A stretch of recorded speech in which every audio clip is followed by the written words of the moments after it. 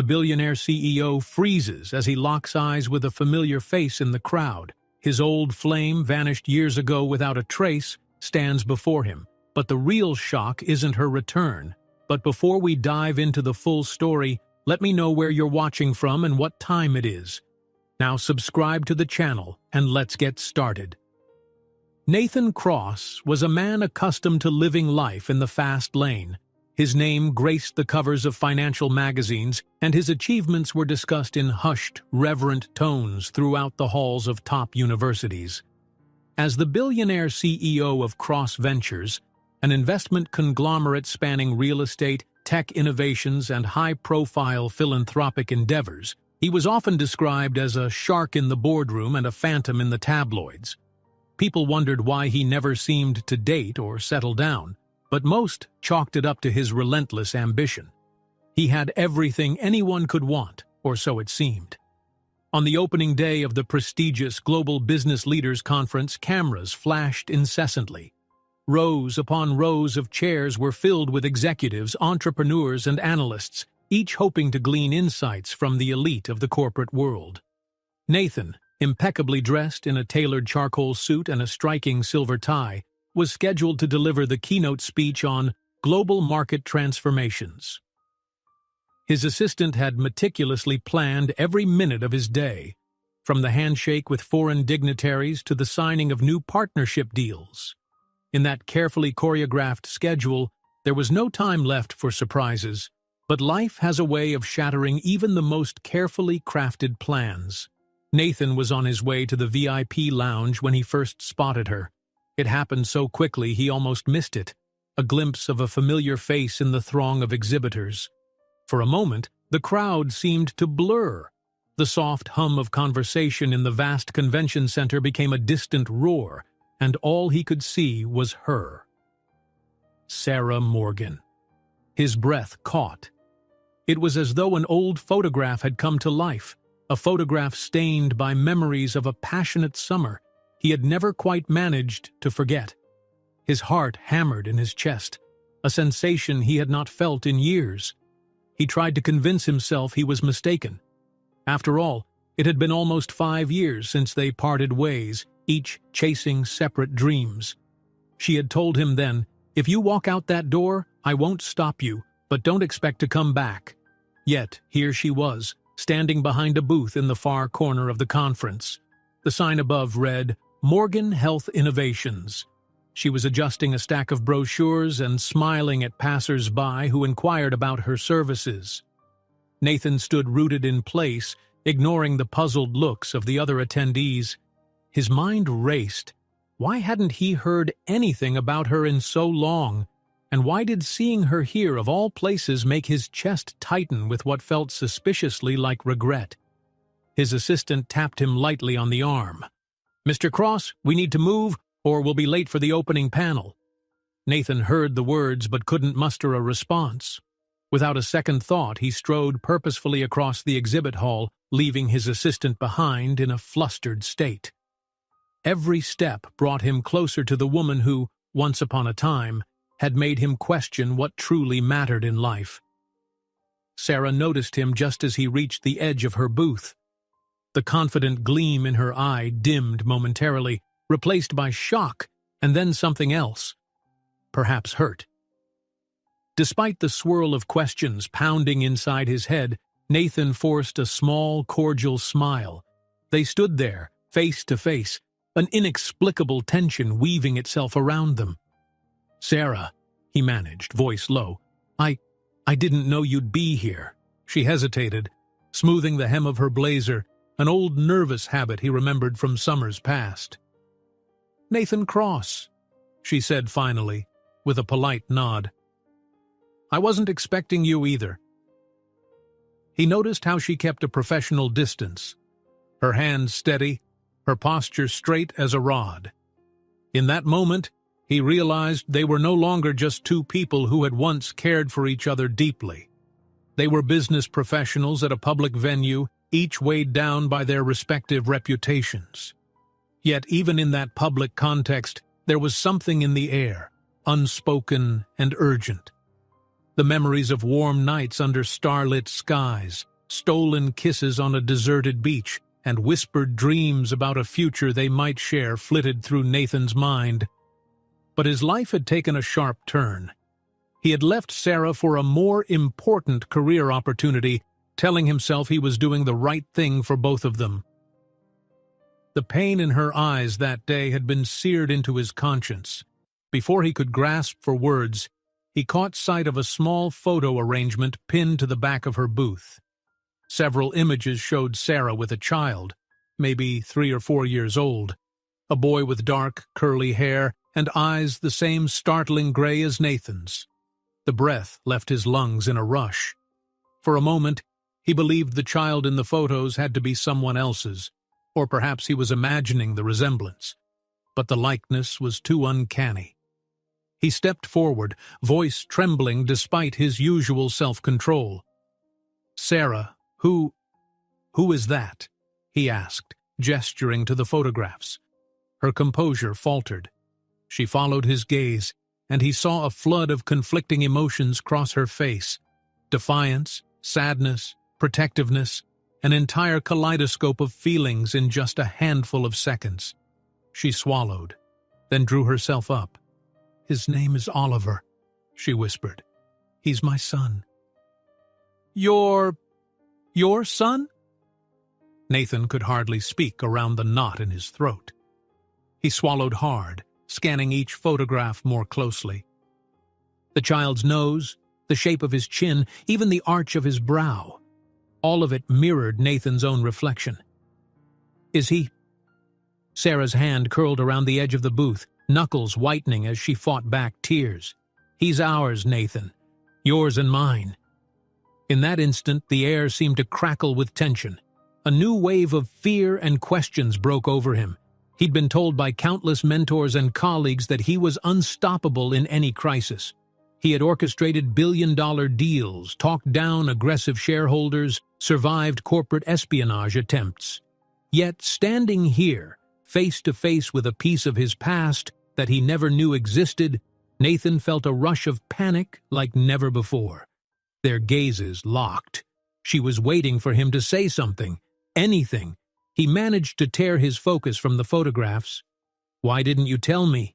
he asked softly, struggling to keep his tone level, though he felt as though the floor might vanish under his feet. Her chin quivered, though she quickly clamped down on the emotion. "You walked away, Nathan. You made it clear your career was more important.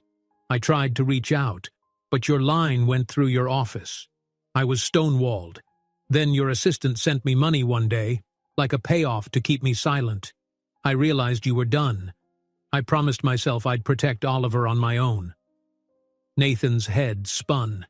He recalled a time after that fateful summer when he'd been so consumed by acquisitions and expansions that any personal call or letter might have been intercepted by his staff. He had been desperately building an empire, fueled by a need to prove himself to the world. In the process, he had apparently severed the last ties to the woman who had once meant everything to him. His assistant suddenly reappeared at his elbow, speaking in hushed urgency. "Sir, you're due on stage for the panel in just 2 minutes. The organizers are already looking for you." The presence of onlookers slowly registered in Nathan's mind. Conference attendees were beginning to cast curious looks in their direction, sensing the awkward intensity between him and the woman behind the booth. Sarah pursed her lips, glancing around. "I can't talk now," she said, keeping her voice subdued. "I have a presentation scheduled in a few minutes, and I'm not about to let anything disrupt my work." She gathered up a few brochures, as if to make a point. "We have nothing more to say to each other." Nathan opened his mouth to protest, but his assistant tugged at his arm again, reminding him of the world waiting on his every word. The swirl of thoughts in his head warred with the demands of his reality. For the first time in years, he felt thoroughly unprepared. Shaken to his core, he forced himself to step away, but not before murmuring, "This isn't over, Sarah. We need to talk." A flicker of pain crossed her face, and for a moment, something akin to the old warmth shone in her eyes.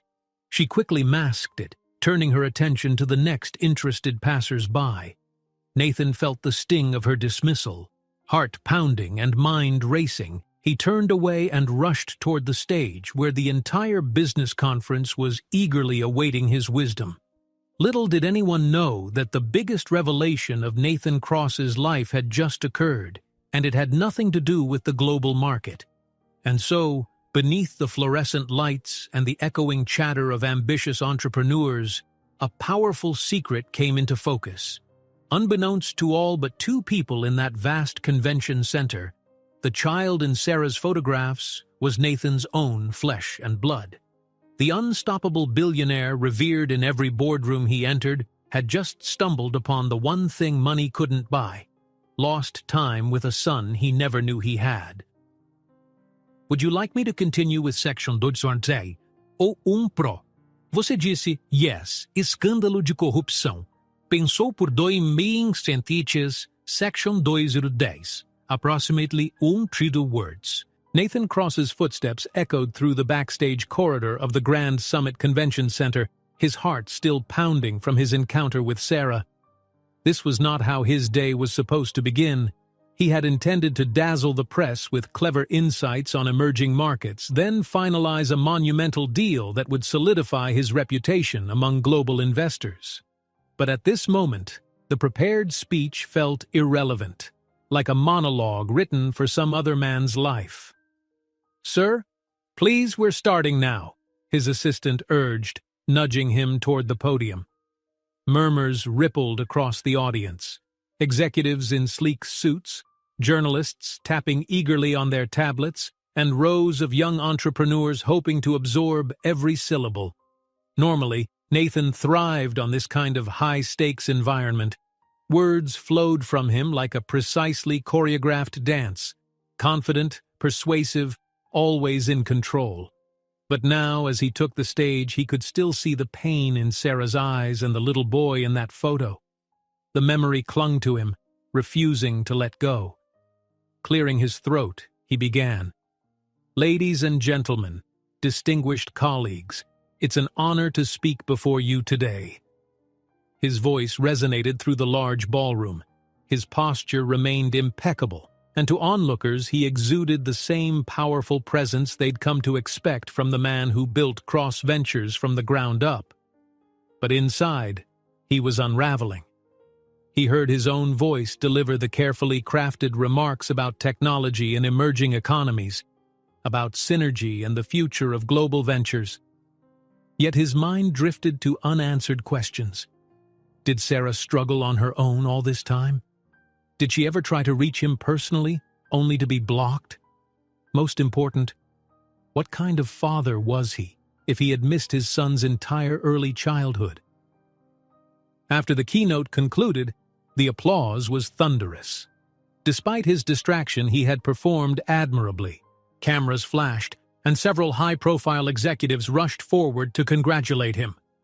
In the swirl of voices and extended hands, he could only manage vague responses. The part of him that usually relished these moments had vanished, replaced by a newfound urgency. An urgency to find Sarah again, to talk to her, really talk to her, and to understand who Oliver was. He managed to slip away from the throng of admirers. In the hallway, his assistant tried to hand him a phone and recite a list of important calls he needed to return. An investor from Singapore, a philanthropic foundation from Berlin, a longtime client wanting to renegotiate. Nathan barely heard any of it. Instead, he spun on his heels and leveled a firm stare at the assistant. "I want an updated schedule," he said, voice unwavering. "Cancel everything that's not absolutely critical. Push back the contract signings until tomorrow, and no more unapproved phone calls." He hesitated, eyes narrowing.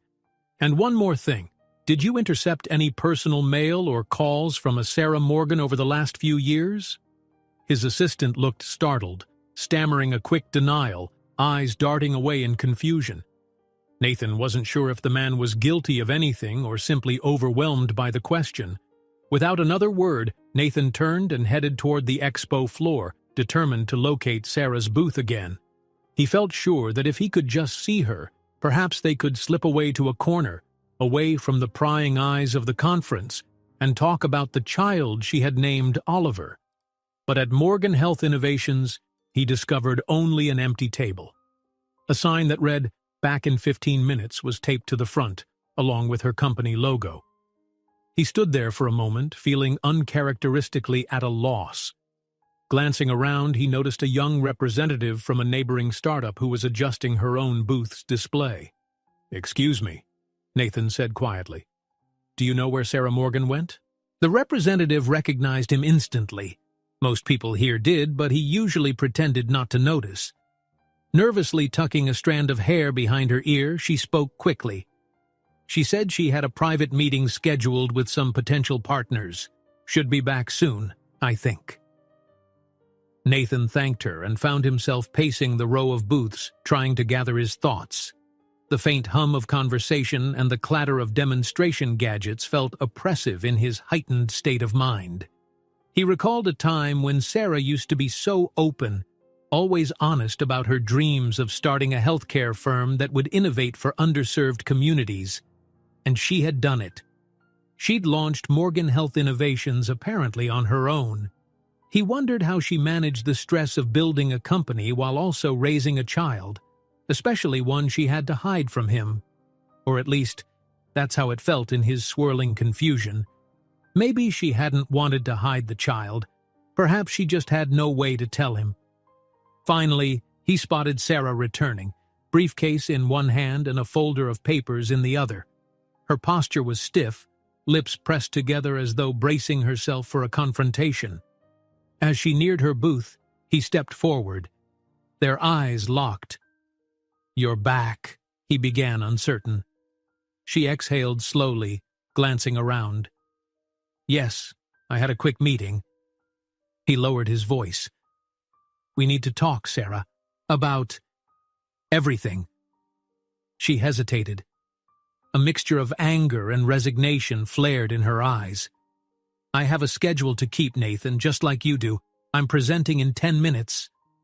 He didn't back down. "I'll walk with you, please." Sarah stared at him for a beat longer, then turned on her heel.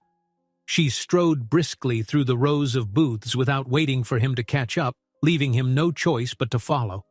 They wound their way to a smaller conference room off to the side of the main expo area. At the door, a sign indicated Morgan Health Innovations, Private Forum. A handful of attendees were already seated inside, flipping through pamphlets. Sarah paused to organize her speaking notes on the podium. Nathan stood by the wall, unsure if he should leave or stay. "Nathan," she said, not looking up from her papers, "don't think this is going to be some heartfelt reunion. I worked hard to get into this conference. I'm not risking my first big break because you suddenly decided you have questions." He swallowed. "I understand. But can't we talk afterward? Please, even if it's just a few minutes. Sarah, I had no idea you—" Her head snapped up and she glowered at him with barely suppressed fury. "Don't you dare say you had no idea. I tried to reach you. Maybe your people blocked me. Maybe you were too busy. But you weren't exactly hard to find. A quick search online shows your empire's footprint in 6 countries. If you truly cared, you would have come back." A pang of remorse stabbed at Nathan's chest. She wasn't entirely wrong. He had avoided returning to that chapter of his life, telling himself that the past was best left alone. And by doing so, he might have inadvertently missed the biggest moment of all, the birth of his own child. "I'm sorry," he managed. "I honestly thought you wanted nothing to do with me. Your voice is carrying," she said, noting how a few curious onlookers near the front row were beginning to pay attention. She turned away, her expression a mask of composure. "I'm about to present. If you want to talk after, fine, but only if I decide you deserve that chance. You can wait in the hallway or sit in the back. Just don't distract from what I need to do here." Nathan nodded mutely, stepping aside as she moved to the podium. He chose a seat in the farthest corner, watching as she introduced Morgan Health Innovations to a small crowd. Her voice was strong and steady, detailing her company's mission to revolutionize healthcare delivery in rural communities through advanced telemedicine. Slides flashed behind her, graphs illustrating the potential reach of her solutions. He realized, with a swirl of pride and regret, that her brilliance had only grown over the years. She was captivating, and all the while, the knowledge that somewhere out there, his son existed, 4 years old, with eyes so reminiscent of his own, gnawed at him. He caught himself scribbling Oliver's name on a spare notepad, as if writing it down would make everything more real. The session ended with polite applause, and members of the audience lingered to ask Sarah questions or exchange business cards. Nathan remained in his chair, waiting, ignoring the occasional double-takes from people who recognized him and wondered what the famously aloof CEO was doing here. When the final attendee left, Sarah began packing up her materials. Nathan approached slowly, his hands raised slightly as if approaching a wild animal that might bolt. "Thank you for letting me stay," he said softly. She gave him a curt nod, then checked the time on her watch. "I have 20 minutes before my next panel. Follow me." They stepped into a quiet corner of the corridor. Nathan felt a strange sense of déjà vu, almost like stepping back into their old arguments where she'd meet him with a firm spine, unwavering in her beliefs. He had always admired that, and now he feared it would be directed at him in full force. "This is your chance, Nathan," she stated, crossing her arms. "Say what you need to say." He took a breath. "I had no clue about Oliver, and if I had, I swear I would have... Would have what? Sent more money?" The bitterness in her tone was biting. "You really think you can waltz back in just because you finally noticed we exist?" Pain flickered across Nathan's face. He reached into his suit pocket and pulled out a small notepad. He scribbled his personal cell number and hotel suite details. "Look, I realize I've made mistakes. Maybe you reached out and I was too blind to see, but I want to fix this. I want to know him, to know you again. Let me start by hearing everything, from you, in your words." She took the note, stared at it with an unreadable expression, then looked up. "We'll see. I'm not making promises. I'm here to grow my business, to give my son a better future. I don't need your money, if that's what you're thinking." He shook his head. "That's not what I'm offering, Sarah. I'm offering me, if you'll have me in any capacity." For a long moment, her gaze softened, and he saw traces of the woman he used to make laugh with impromptu ice cream runs and late-night stargazing sessions. But just as quickly, a wall went up again. She slipped his note into her blazer pocket. "I'll call you," she said at last, voice subdued. "Not because I want your apology, but because Oliver deserves the truth. Keep your phone on." And with that, she was gone, heading to her next obligation without looking back. Nathan stood alone in the corridor, heart pounding. He had faced massive mergers, cutthroat competition, and personal attacks from rival CEOs. But nothing left him feeling so uncertain, so at the mercy of someone else's decision. For the first time in years, he realized his fate was tied to more than just profit margins. It was tied to a 4-year-old he'd never met. "Would you like me to continue with Section 310? Você disse, yes, solicitação de O1 Pro Mode. Penso por 2M38, Section 310, approximately 1,000 words. When Sarah disappeared into the conference crowd, Nathan stood rooted to the spot, staring after her as if trying to hold on to her presence. He just offered her a piece of paper with his personal number and hotel suite details, information he typically guarded more fiercely than any corporate secret. A wave of emotions threatened to swamp him. Regret, guilt, hope. He drew in a slow breath, telling himself he had to maintain composure. But composure felt like a flimsy shield against the torrent of thoughts raging inside his head. His phone buzzed. He glanced at it, half expecting it to be Sarah, only to see a text from his assistant. "Sir, a reporter from the Financial Herald is asking for a quick interview. Also, an urgent call from Japan, and the board is expecting a debrief." Nathan clenched his teeth. His empire wouldn't stop spinning just because his personal life had imploded. That was the unspoken rule of business. No matter the crisis, you kept the wheels turning. Tapping out a curt reply, he told his assistant to handle the reporter and postpone any non-essential calls. He would face the board soon enough, but first he needed a moment to steady himself. He glanced around the corridor. No sign of Sarah. He didn't expect her to be within earshot, but a small part of him had hoped she might linger. She's not that naive, he reminded himself. She's a mother now. Cautious, protective. Of course she would leave. Every step he had taken to return to her life came years too late. Still, she had at least agreed to call. That was more of a chance than he deserved. Crumpling the note she'd left behind in his hand, he vowed he wouldn't squander it. Nathan's next stop was an exclusive networking luncheon. Ordinarily, this would be his stage. Handshakes, confident smiles, forging strategic alliances. But today, his nerves were on edge. Rows of tables dressed in pristine white tablecloths stretched out across the room. At each setting lay a leather-bound agenda, the event's schedule engraved in gold. The presence of so many titans of industry usually exhilarated him, but as he navigated the sea of handshakes and introductions, everything felt oddly distant. While a server filled his glass with sparkling water, a voice at his elbow made him turn. Nathan Cross, correct? The speaker was a tall, distinguished woman with graying hair swept into a sleek bun. From her polished demeanor and the cluster of high-profile attendees hovering around her, he guessed she was a major influencer in finance. Her name badge read Marjorie Drake, Global Commerce Bureau. Nathan offered a handshake. "Yes, Ms. Drake." She smiled politely. "We've never officially met, but I've followed your career. I've been wanting to pick your brain about a few policy angles for foreign direct investment." Years ago, this conversation would have been oxygen for Nathan. He recognized her name. Marjorie was known for her incisive commentary on international trade, her opinion often shaping entire policy directions. He forced a polite smile.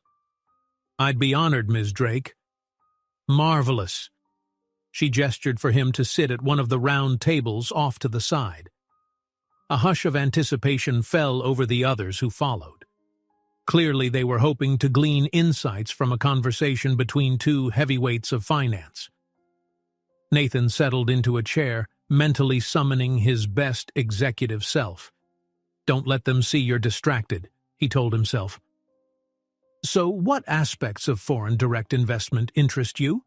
he asked. Marjorie launched into a series of questions about upcoming legislation, cross-border partnerships, and the ripple effects of certain volatile markets. Nathan's answers came on autopilot, decisive, well-informed, tinged with the confidence that had made him a legend. As the conversation deepened, he felt his usual stride returning. This was the environment he had mastered: strategy, data, and well-timed persuasion. Yet in the back of his mind, he couldn't stop seeing the photograph of the little boy, Oliver. "So, if Cross Ventures were to shift its approach," Marjorie was saying. Nathan blinked. "I'm sorry, could you repeat that?" A small frown flickered across her features. "Certainly. I was asking how Cross Ventures would handle regulatory shifts if, say, certain Asian markets adopted stricter compliance standards." Nathan's mouth went dry. Stricter compliance. He knew the standard pitch. Cross Ventures prided itself on meeting compliance head-on, turning potential bureaucratic roadblocks into a strategic advantage. But the usual words felt hollow. He had built an empire on unwavering attention to detail, anticipating every shift with laser precision. And yet, the most crucial shift of his personal life, fatherhood, had slipped right past him. Collecting himself, he nodded and delivered a measured response, referencing recent case studies and offering predictions on how global markets would evolve. The onlookers scribbled notes. Marjorie's eyes shone with keen interest. It was the exact reaction he was used to eliciting. By the time they finished, Compliments flowed freely about his foresight. He shook hands all around and politely excused himself, ignoring the feeling that he was operating on autopilot. One foot in front of the other, he reminded himself. Late afternoon found Nathan in a quiet lounge reserved for VIP guests. Floor-to-ceiling windows overlooked the city skyline, the glass tinted just enough to shield them from the harsh summer sun. Plush leather chairs were arranged in small clusters, offering pockets of privacy amidst the bustle of the conference. Nathan sank into one of the chairs, alone at last. He caught sight of his reflection in the window, the impeccable suit, the neatly combed hair, the expression that was supposed to be calm and collected. Yet his eyes betrayed him. They looked unsettled, as if they belonged to someone else. He let out a sigh, burying his face in his hands for a moment. All around him, people chatted in hushed voices, CEOs cutting deals over cocktails, up-and-coming entrepreneurs hoping to gain a foothold with investors.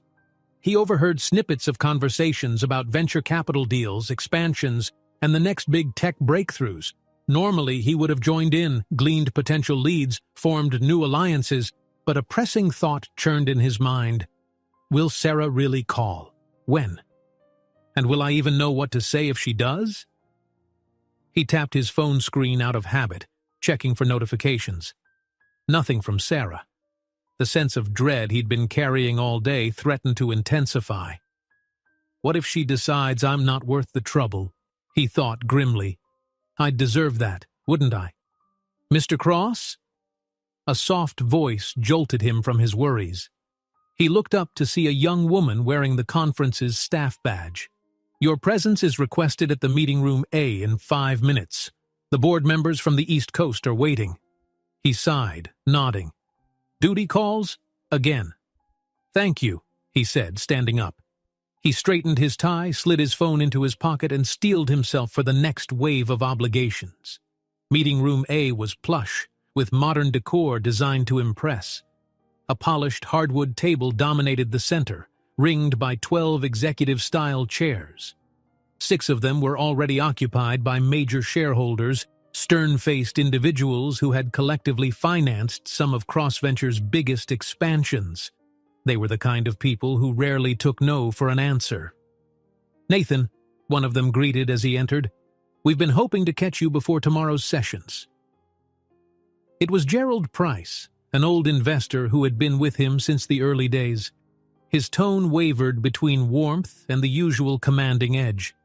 We need an update on the M&A negotiations you've been orchestrating. Nathan closed the door behind him. Of course, he said, sliding into the seat at the head of the table. Normally these sorts of meetings revitalized him. He'd give them a confident play-by-play of the latest developments, then outline exactly how CrossVentures would profit. But now, as he looked around the table, he found it difficult to summon the same adrenaline. He began, nonetheless, methodically. Our negotiations with the European telecom firm are on track. Legal has reviewed their proposed structure, and we can likely close within the next quarter. We anticipate a 4% revenue boost in the first year alone, and his phone vibrated in his pocket. He froze. He had specifically asked not to be disturbed, so this was either a dire emergency or Sarah. Pulse pounding. He excused himself under the guise of stepping out to confirm a detail with an assistant. The board members frowned slightly but said nothing. They knew better than to question the man who had made them all wealthier than they'd imagined. In the corridor, away from prying eyes, he pulled out his phone. An unknown number displayed across the screen. Heart hammering. He tapped to answer. A silence. Then, Nathan? Sarah's voice came through barely above a whisper. He swallowed, forcing his tone to remain steady. Yes, I'm here. She was silent for a moment, as though uncertain. He waited, a million words crowding his thoughts, but he didn't want to scare her off by speaking first. Finally, she breathed out, Oliver's with my mom tonight. I'm free, if you want to talk. One of the conference lounges is quiet after hours. But if you can't make it, I can, he rushed. Tell me where. I'll come right now. He heard the slightest edge of tension in her voice. There's a lounge near the Redwood Ballroom on the mezzanine level. Let's meet at 9. Nathan could have ended every meeting, canceled every engagement just to get there immediately. But 9 o'clock was less than an hour away. He forced himself to stay calm. I'll be there. Thank you, Sarah. She ended the call abruptly, leaving him standing in the corridor, phone still pressed to his ear.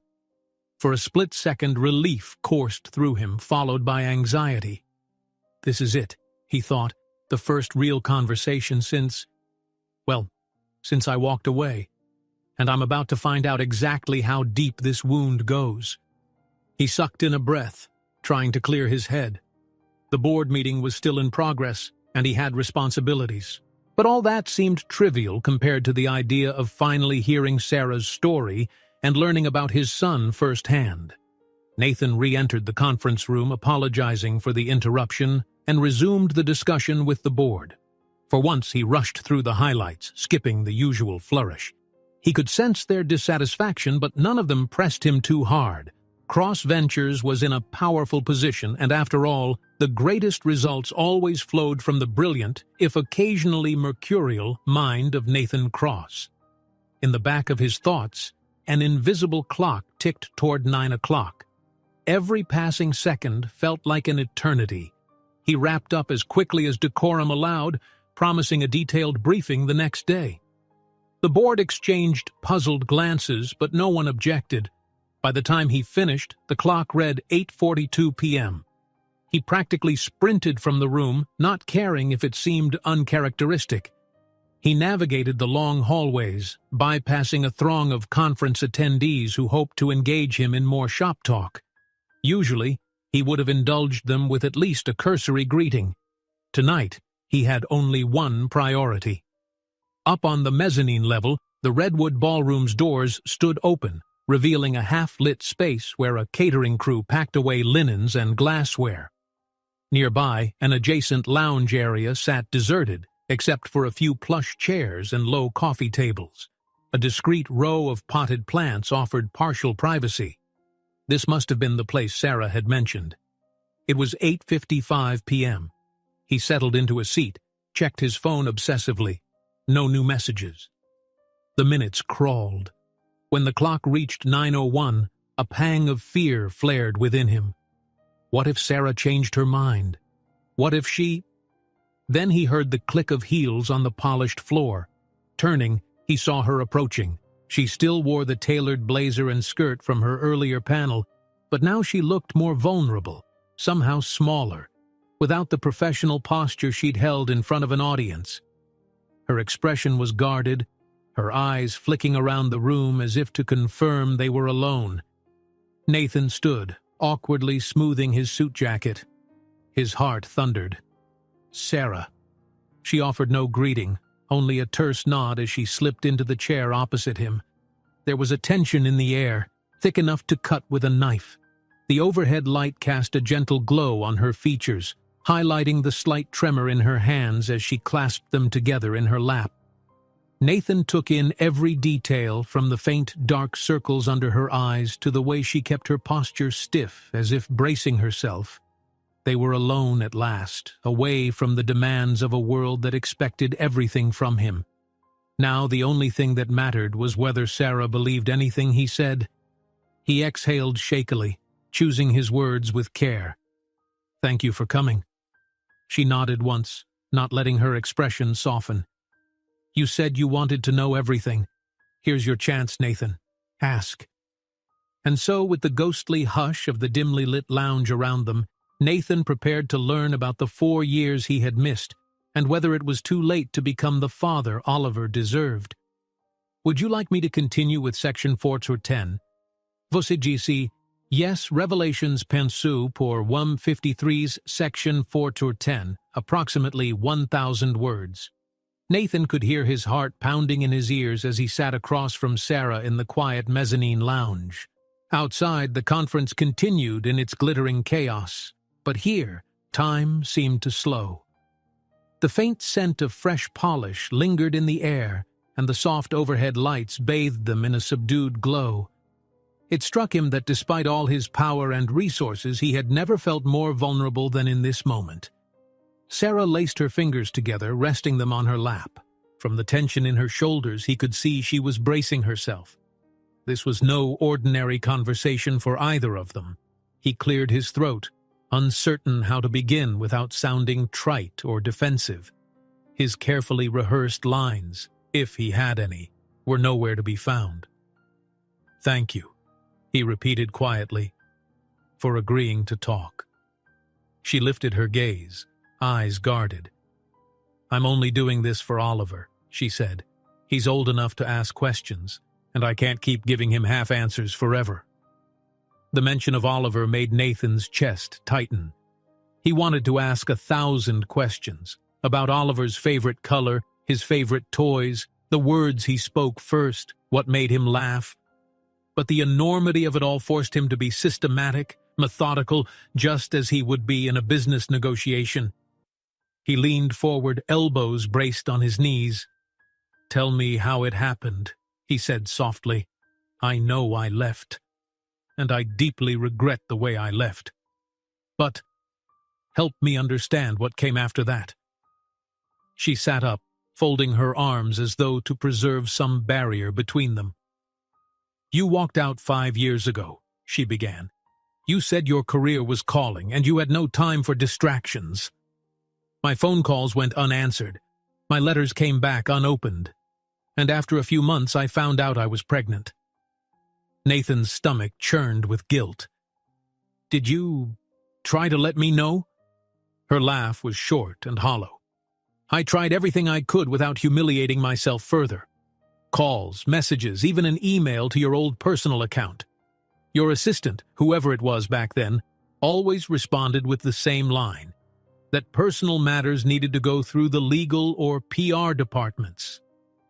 A few times, I got a cold form letter from your company.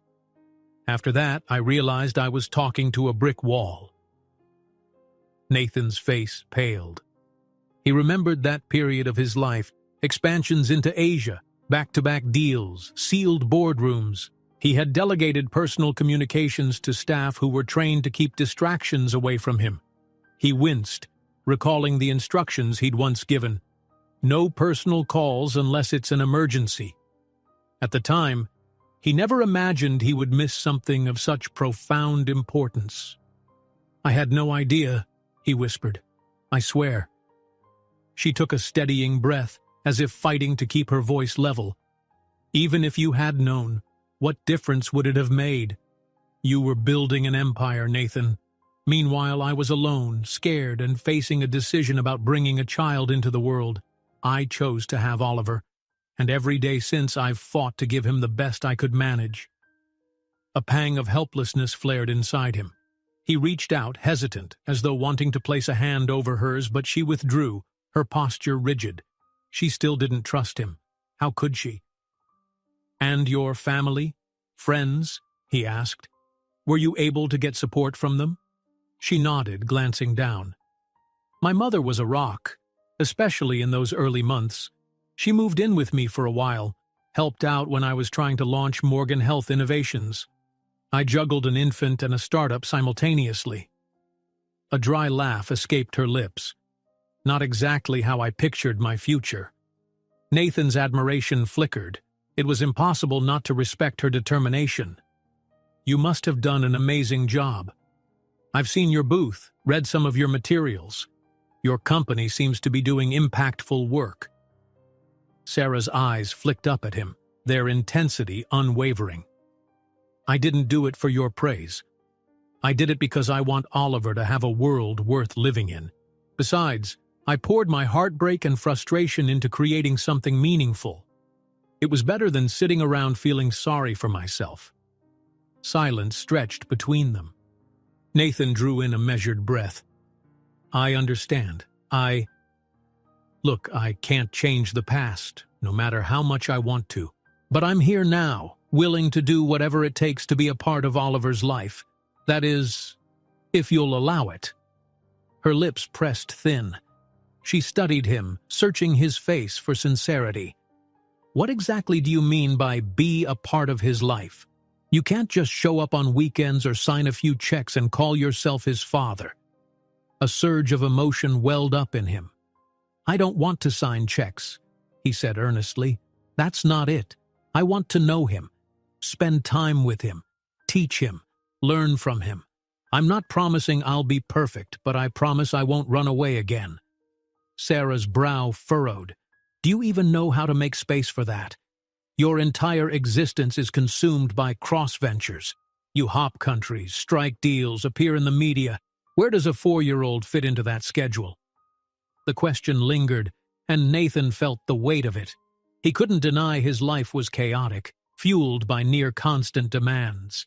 But the fear of losing out on fatherhood, of being forever shut out, now loomed larger than any corporate conquest. I'll make the time, he said quietly, his voice firm. I have to. Her gaze flickered with a mix of skepticism and something else, maybe a grain of hope. Oliver's a bright kid, curious about everything. He loves puzzles, building things, figuring out how they work. He's determined, stubborn when he sets his mind to something. Reminds me of someone else I used to know, she said pointedly. Nathan's chest filled with a warmth that was half pride, half sorrow. I'd like to meet him. Properly, I mean. Only if it's okay with you.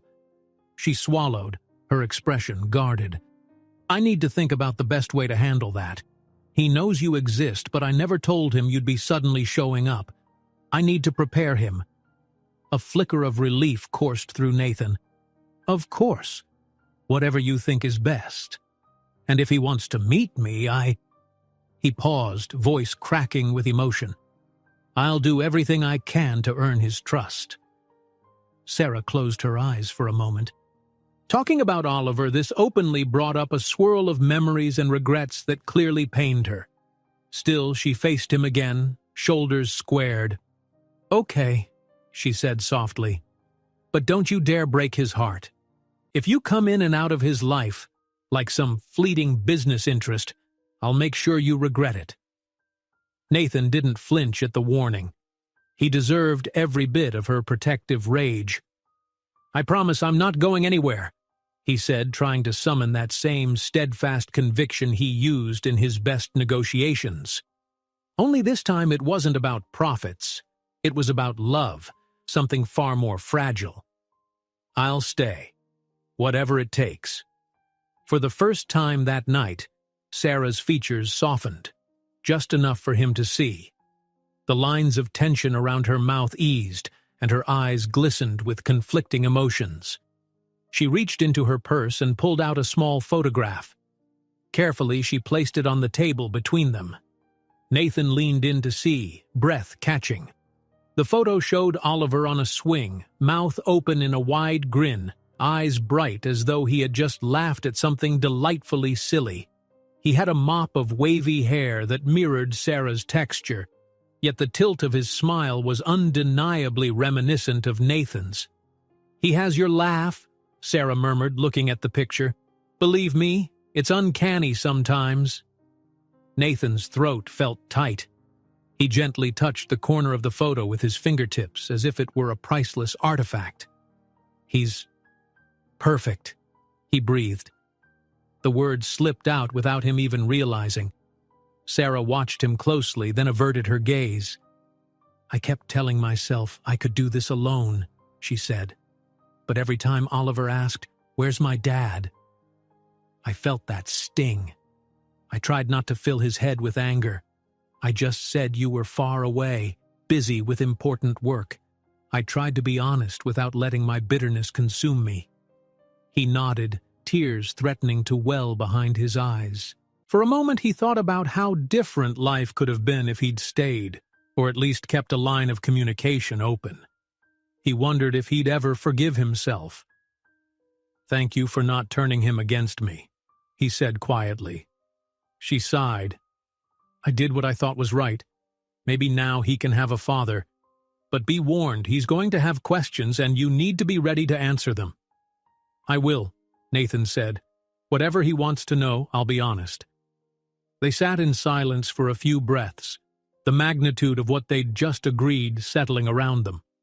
Outside, a distant murmur of voices from the conference drifted in. The world kept spinning, deals kept happening. But here, they were forging something far more critical. Sarah slid the photograph back into her purse. "All right, She paused, inhaling as if uncertain how to phrase the next step. "I'll text you tomorrow. We can figure out a time for you to come by. Slowly, carefully." He felt a rush of relief so profound he could hardly speak. "Thank you," he finally managed. "I know I don't deserve this chance." Her eyes met his, and he saw tears she refused to shed. "It's not about you. It's about Oliver." He nodded, accepting that. If that was how it had to be, so be it. At least it gave him a place to start. Sarah glanced at her watch. "I need to get back. I have an early investor breakfast. I'm sure you have 1,000 obligations, too." Nathan almost smiled. Obligations? Yes, he had plenty. But none felt more pressing than making sure he didn't disappoint Oliver. "Yeah," he said, standing up. "I do, but trust me, this—" He gestured vaguely, meaning the conversation about Oliver. "This is my priority now." She rose as well, nodding in muted agreement. For a moment they stood there, awkwardly sharing the same air. Then she turned to go. As she took a few steps, she paused, glancing back over her shoulder. Her gaze locked with Nathan's, and he saw a glimmer of the old warmth in her eyes, still overshadowed by caution, but alive nonetheless. "Don't make me regret this," she whispered, and with that, she headed back out into the hallway, leaving him alone with his hopes and remorse. Nathan remained there for a few moments, steadying his pulse. He glanced at his phone. It was nearing 10, and the conference's evening events would soon wind down. In the morning, deals would be signed and speeches made, but the real negotiation between him, Sarah, and Oliver had just begun. "Would you like me to continue with Section 5 of 10? Você disse, yes, solicitação de O1 Pro Mode. Pensou por 4M9's Section 510, approximately 1,000 words. The night stretched on after Sarah left, and Nathan found himself wandering the corridors of the convention center, his mind a tempest of thoughts. Conference attendants were tapering off, drifting toward hotel elevators or hailing taxis on the curb. Security staff began their usual end-of-day walkthroughs, locking side doors and dimming overhead lights. The cheerful hum of industry chatter was replaced by a low hush that highlighted the emptiness of the halls. He eventually wound up standing at one of the large windows overlooking the city. A sprawling tapestry of lights glittered below, each tiny spark a sign of someone's life moving forward, just as Sarah had done without him. With an exhale, he pressed a hand against the glass, feeling the coolness seep into his skin. 5 years lost, he thought. What do I do now? In the past, problems had solutions measured in stock prices or expansions. This was different, an issue with no neat algorithm. Sometime around midnight, he finally returned to his hotel suite. The luxurious space, with its sleek modern furniture and panoramic skyline views, felt strangely hollow. He flicked on a single lamp, shedding a soft golden glow across the living area. There, on a polished end table, lay a mountain of documents from his day's meetings, waiting for signatures and final decisions. He stared at them but saw only Oliver's face in the photograph Sarah had shown him. Rubbing his temples, Nathan dropped into the leather armchair. "You'll have to juggle the biggest acquisition of your career with fatherhood," a small inner voice told him. Usually, he thrived under pressure, but now that confidence wavered. He had always prided himself on controlling every variable, yet he couldn't control how Oliver would feel about him. Eventually, exhaustion took hold. After a hot shower that did little to quiet his thoughts, he lay down on the king-sized bed, phone by his side, just in case Sarah texted or called. He drifted off, the last image in his mind that bright smile in Oliver's photo. Morning arrived with a jolt. He'd set his alarm earlier than usual, determined to be prepared for the day's commitments before any chance of meeting Sarah or Oliver. Dawn light filtered through the curtains, painting the suite in gentle hues of amber. He rose, dressed in a crisp navy suit, and scanned his schedule. 7:30 a.m. Breakfast with potential investors. 9:00 a.m. Panel discussion on global tech expansions. 11:00 a.m. Board follow-up from the previous night's truncated meeting. 1:00 p.m. Luncheon with high-level donors. TBD. A potential meeting with Sarah and Oliver. He felt a pang at how uncertain that last entry was. Grabbing his phone, he checked for any messages from Sarah. None. A small ache settled in his chest. She said she'd text me today, he reminded himself. It's early. Maybe she's just busy. Resisting the urge to overthink, he packed his notes and stepped into the hallway. Time to face the day. The breakfast with potential investors took place in a sophisticated rooftop restaurant at the very hotel hosting the conference. Floor-to-ceiling windows showcased the city's early bustle below. Sitting at a round table laden with fresh fruit and pastries, Nathan tried to focus on the conversation. A pair of wealthy sisters from Europe wanted to funnel capital into CrossVenture's next wave of projects. Their interest piqued at any mention of overseas expansions. Normally, Nathan would dazzle them with short and long-term forecasts, but a part of his mind remained distant. He managed to keep them engaged, though, flipping seamlessly to slides on his tablet detailing expansions in Asia and Africa. They nodded along, impressed.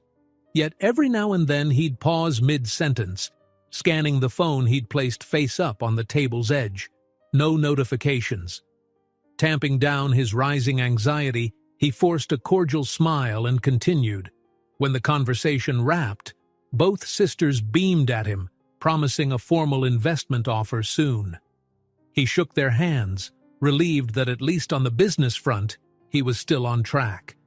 But as they exited the restaurant, a stab of envy ran through him.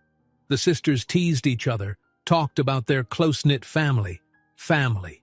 A concept he was only beginning to grasp now that he knew about Oliver. By 9, he was standing behind a lectern in one of the main ballrooms, a sea of expectant faces watching him. The panel was about global tech disruption, and he was the headline speaker. For the next hour, he discussed the intricacies of international regulations, describing how CrossVentures strategically managed unexpected shifts in technology markets. His eloquence earned approving nods from the audience. A few times he even cracked a mild joke, something about regulation being the necessary frenemy of innovation. Polite laughter followed, but inside he was counting the seconds until the session ended. At 9:58, they concluded with a round of applause. Nathan stepped off the stage to greet several enthusiastic entrepreneurs. Usually he enjoyed these post-panel chats, but now he offered only clipped politeness, scanning the crowd for any sign of Sarah. He knew she had her own itinerary, likely meeting potential partners for Morgan Health Innovations. Calm down, he told himself. She'll reach out in her own time. His phone remained silent. By the time he ducked into a private boardroom at 11 for the follow-up meeting with his board, his nerves were fraying. Once again, the same serious faces from yesterday ringed the polished table. They wasted no time diving into the details Nathan had glossed over. The European telecom acquisition, which needed final sign-offs. A newly proposed capital infusion that could accelerate CrossVenture's R&D. A rumored competitor move that might threaten their foothold in South America. Nathan handled the questions with measured authority, though internally his patience was thin. The conversation stretched longer than he'd hoped. Everyone had an angle to discuss. About halfway through, his phone vibrated. The mild buzz made him stiffen in his chair. Blood pounded in his ears. Could that be Sarah? He cast a quick glance at the phone. The board members noticed, pausing in their debate. Clearing his throat, Nathan forced a professional smile. "Apologies, let's proceed," he said, ignoring the phone for the moment. He dared not break the flow again as he had the night before. Within 10 minutes they reached a resolution. The board would give him a green light to finalize the telecom deal, provided the legal team saw no red flags. Handshakes followed, and the members started to disperse. As soon as the last one left, Nathan snatched his phone from the table.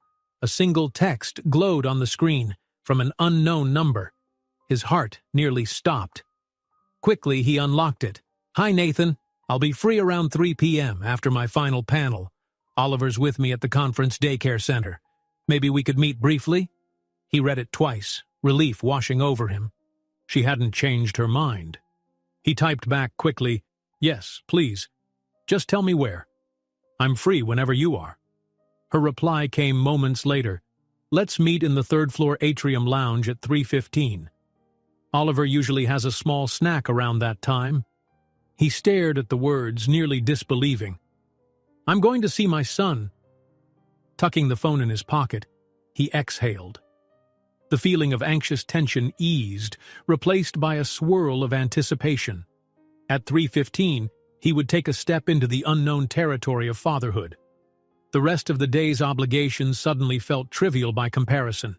Noon came, and with it, a fancy luncheon in a swanky hall. Colleagues from the philanthropic arm of Cross Ventures tried to engage him in conversations about new charitable ventures. While he nodded along politely, everything in his mind revolved around the meeting scheduled for 3:15. Time seemed to slow, each minute dragging while he navigated polite small talk and took carefully portioned bites of salad. At 1:30, he excused himself under the guise of preparing for an important call, ducking away from the event. In reality, he just needed solitude to catch his breath. He found a small side lounge with plush chairs and sat down, phone in hand, counting the minutes. He couldn't recall the last time he'd felt so nervous. The great Nathan Cross, who had negotiated multi-billion-dollar mergers without batting an eyelash, now found himself restlessly bouncing his leg, wondering if a 4-year-old boy would like him.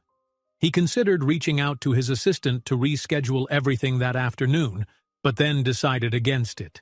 The less chaos, the better. He'd vanish for an hour, just enough time to meet Oliver, and come back with some semblance of calm. Or so he hoped. Finally, at 3:05, he made his way up to the third-floor atrium lounge. It was a quiet, open space with large glass windows that let in natural light, decorative potted plants adding a hint of greenery. A few small tables and chairs dotted the area. At the far end, plush couches formed a cozy nook. He noted a coffee station in one corner, complete with an array of snacks and pastries for conference-goers. He arrived early, as always, scanning the room. It was mostly empty, just a couple of attendees checking their phones. 3:07, read the clock on the wall. She'll be here soon. His throat tightened. Should he stand or sit? Did that matter? At 3:12, footsteps approached. Nathan recognized Sarah's silhouette first, then saw the small figure walking beside her, hand in hers. A jolt of adrenaline shot through him. He's right there. Oliver wore a striped shirt and jeans, curly hair bobbing as he looked around with wide-eyed curiosity. At a glance, the boy looked up at Sarah, saying something in a voice too soft for Nathan to hear. The mother smiled gently, then guided him closer. Nathan's knees threatened to go weak. He forced himself to stand straight, exhaling slowly. Sarah's expression was guarded yet calm, her eyes meeting Nathan's in a subtle warning. "Remember what I said. Don't hurt him." Oliver peered around his mother's leg, eyes bright and inquisitive. Nathan could see a spark of both curiosity and shyness, typical of a child in an unfamiliar situation. Oliver clutched a small stuffed dinosaur in one hand. "Oliver," Sarah said gently, resting a hand on his shoulder. "Remember I told you we might see your dad today?" Oliver's gaze flicked from her to Nathan. He tilted his head as if trying to reconcile a puzzle piece. In that moment, Nathan felt the weight of 5 lost years press against his heart. He swallowed. "Hi," Oliver said, his voice small. Nathan bent down slightly, wanting to be on his level. "Hi there, Oliver," he managed, heart hammering in his chest. Hi, I'm Nathan. It's really nice to meet you. Oliver studied him for a moment, furrowing his brow. You look bigger than the pictures I draw, he observed, a hint of childlike bluntness in his tone. Sarah looked surprised, as though Oliver had revealed something private. Nathan's lips twitched into a slight smile. I bet your drawings are way cooler than I could ever imagine. The boy shrugged, then glanced at Sarah for reassurance. She offered him a nod, encouraging him to continue. Gathering courage, Oliver asked, Are you here for the big grown-up meeting? Nathan nodded, forcing himself to speak calmly.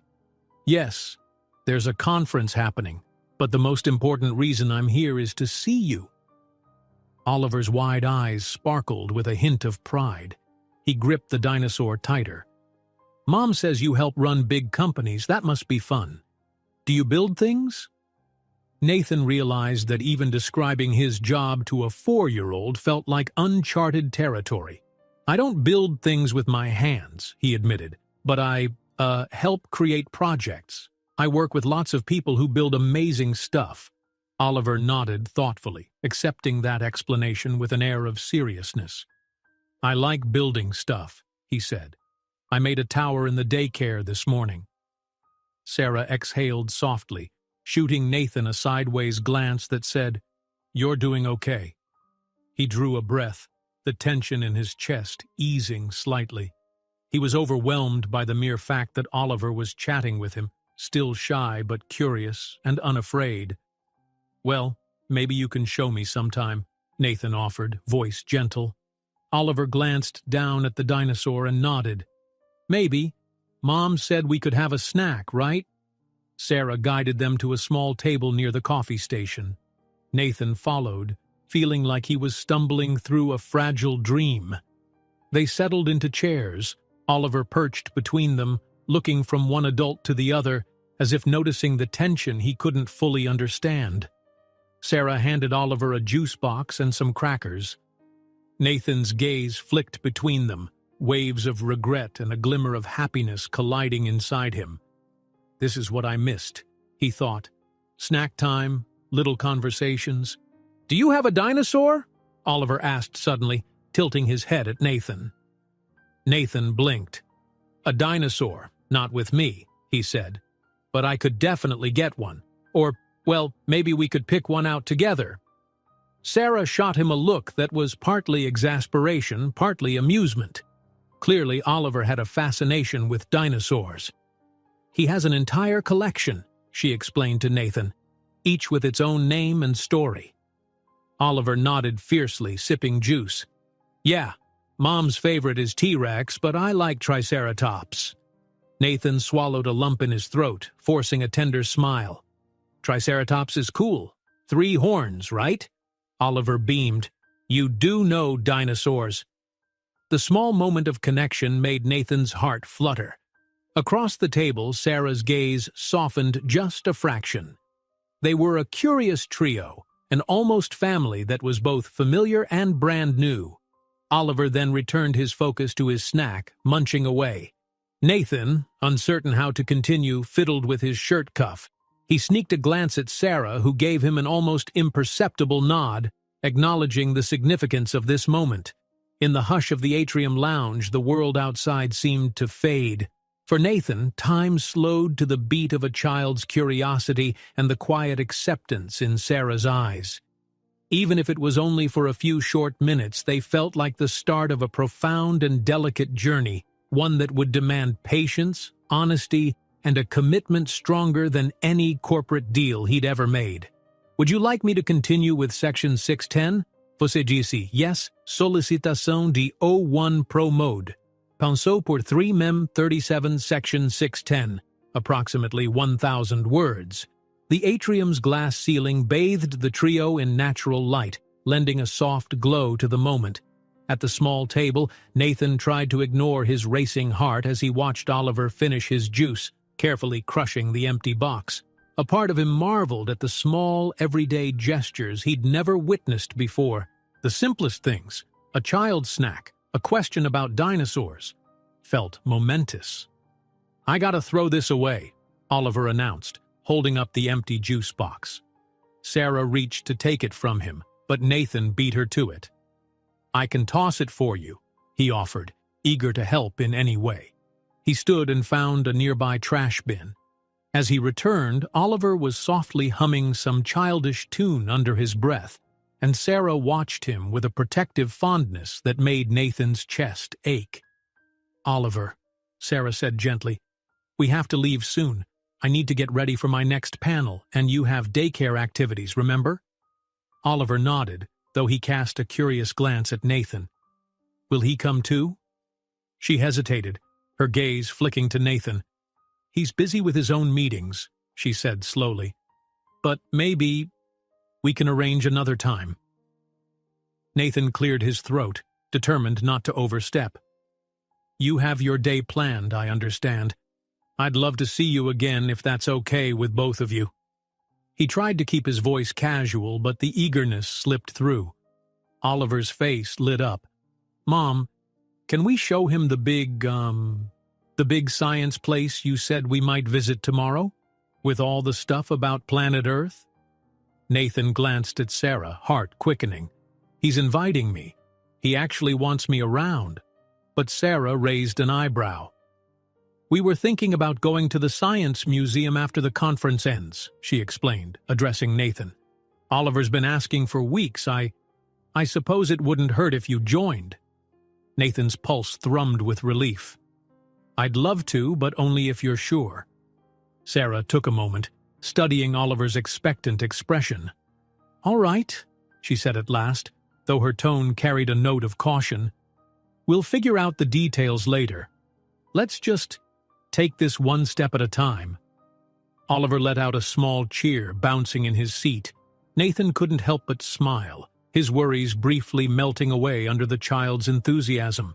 He found himself wondering if this was how normal life felt, planning a simple outing, anticipating the delight in a young one's eyes, but no moment lasted forever.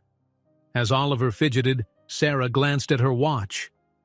"We really have to go, kiddo," she said, standing up and gathering her bag. "Daycare closes soon, and I have that investor panel." Oliver slid down from his chair, hugging his dinosaur tight. He cast Nathan a final look, cautious yet curious. "Bye," he said simply. Nathan had to swallow around a lump in his throat. "Bye, Oliver," he replied softly. "Have a good rest of the day. I'll see you tomorrow." He glanced at Sarah, who nodded. "Tomorrow," she confirmed, her voice quieter now. "I'll text you the time." Without much fanfare, mother and child turned and headed toward the corridor, Oliver's small hand curled around Sarah's. Nathan sat there for several seconds after they disappeared from view, absorbing the flood of emotions coursing through him. He felt strangely lightheaded, as if he'd just undergone a major ordeal. "In a way I have," he thought. "I met my son for the first time." The rest of Nathan's day unfolded in a blur. He attended a few smaller breakout sessions, but his mind wandered constantly. The world of business that had once commanded his undivided attention now felt like background noise. Every text message from Sarah triggered a surge of anticipation. Though she didn't send much, just a brief note confirming the next day's plan, Nathan read it over and over, each word a reassurance that he wasn't dreaming. He tried to keep his schedule light. After politely excusing himself from another networking reception, he retreated to his suite, ignoring the stir of speculation from colleagues used to his unwavering presence at such events. Inside, he let himself exhale fully, pulling off his tie and setting aside his suit jacket. He flopped onto the sofa, phone in hand, replaying every detail of that short meeting with Oliver. The child's bright eyes, the question about dinosaurs, the shy grin. With a trembling breath, Nathan made a decision. He opened his laptop, intending to handle a business matter quickly. Instead, he found himself typing out a short email to his personal legal advisor. Subject: Urgent Personal Inquiry. Body: I need to ensure my will and any estate plans fully account for my son. Please schedule a private consultation as soon as possible. He hit send, heart hammering. This was something he'd never bothered to consider before. For all his success, he'd neglected the fundamental notion of providing for a family.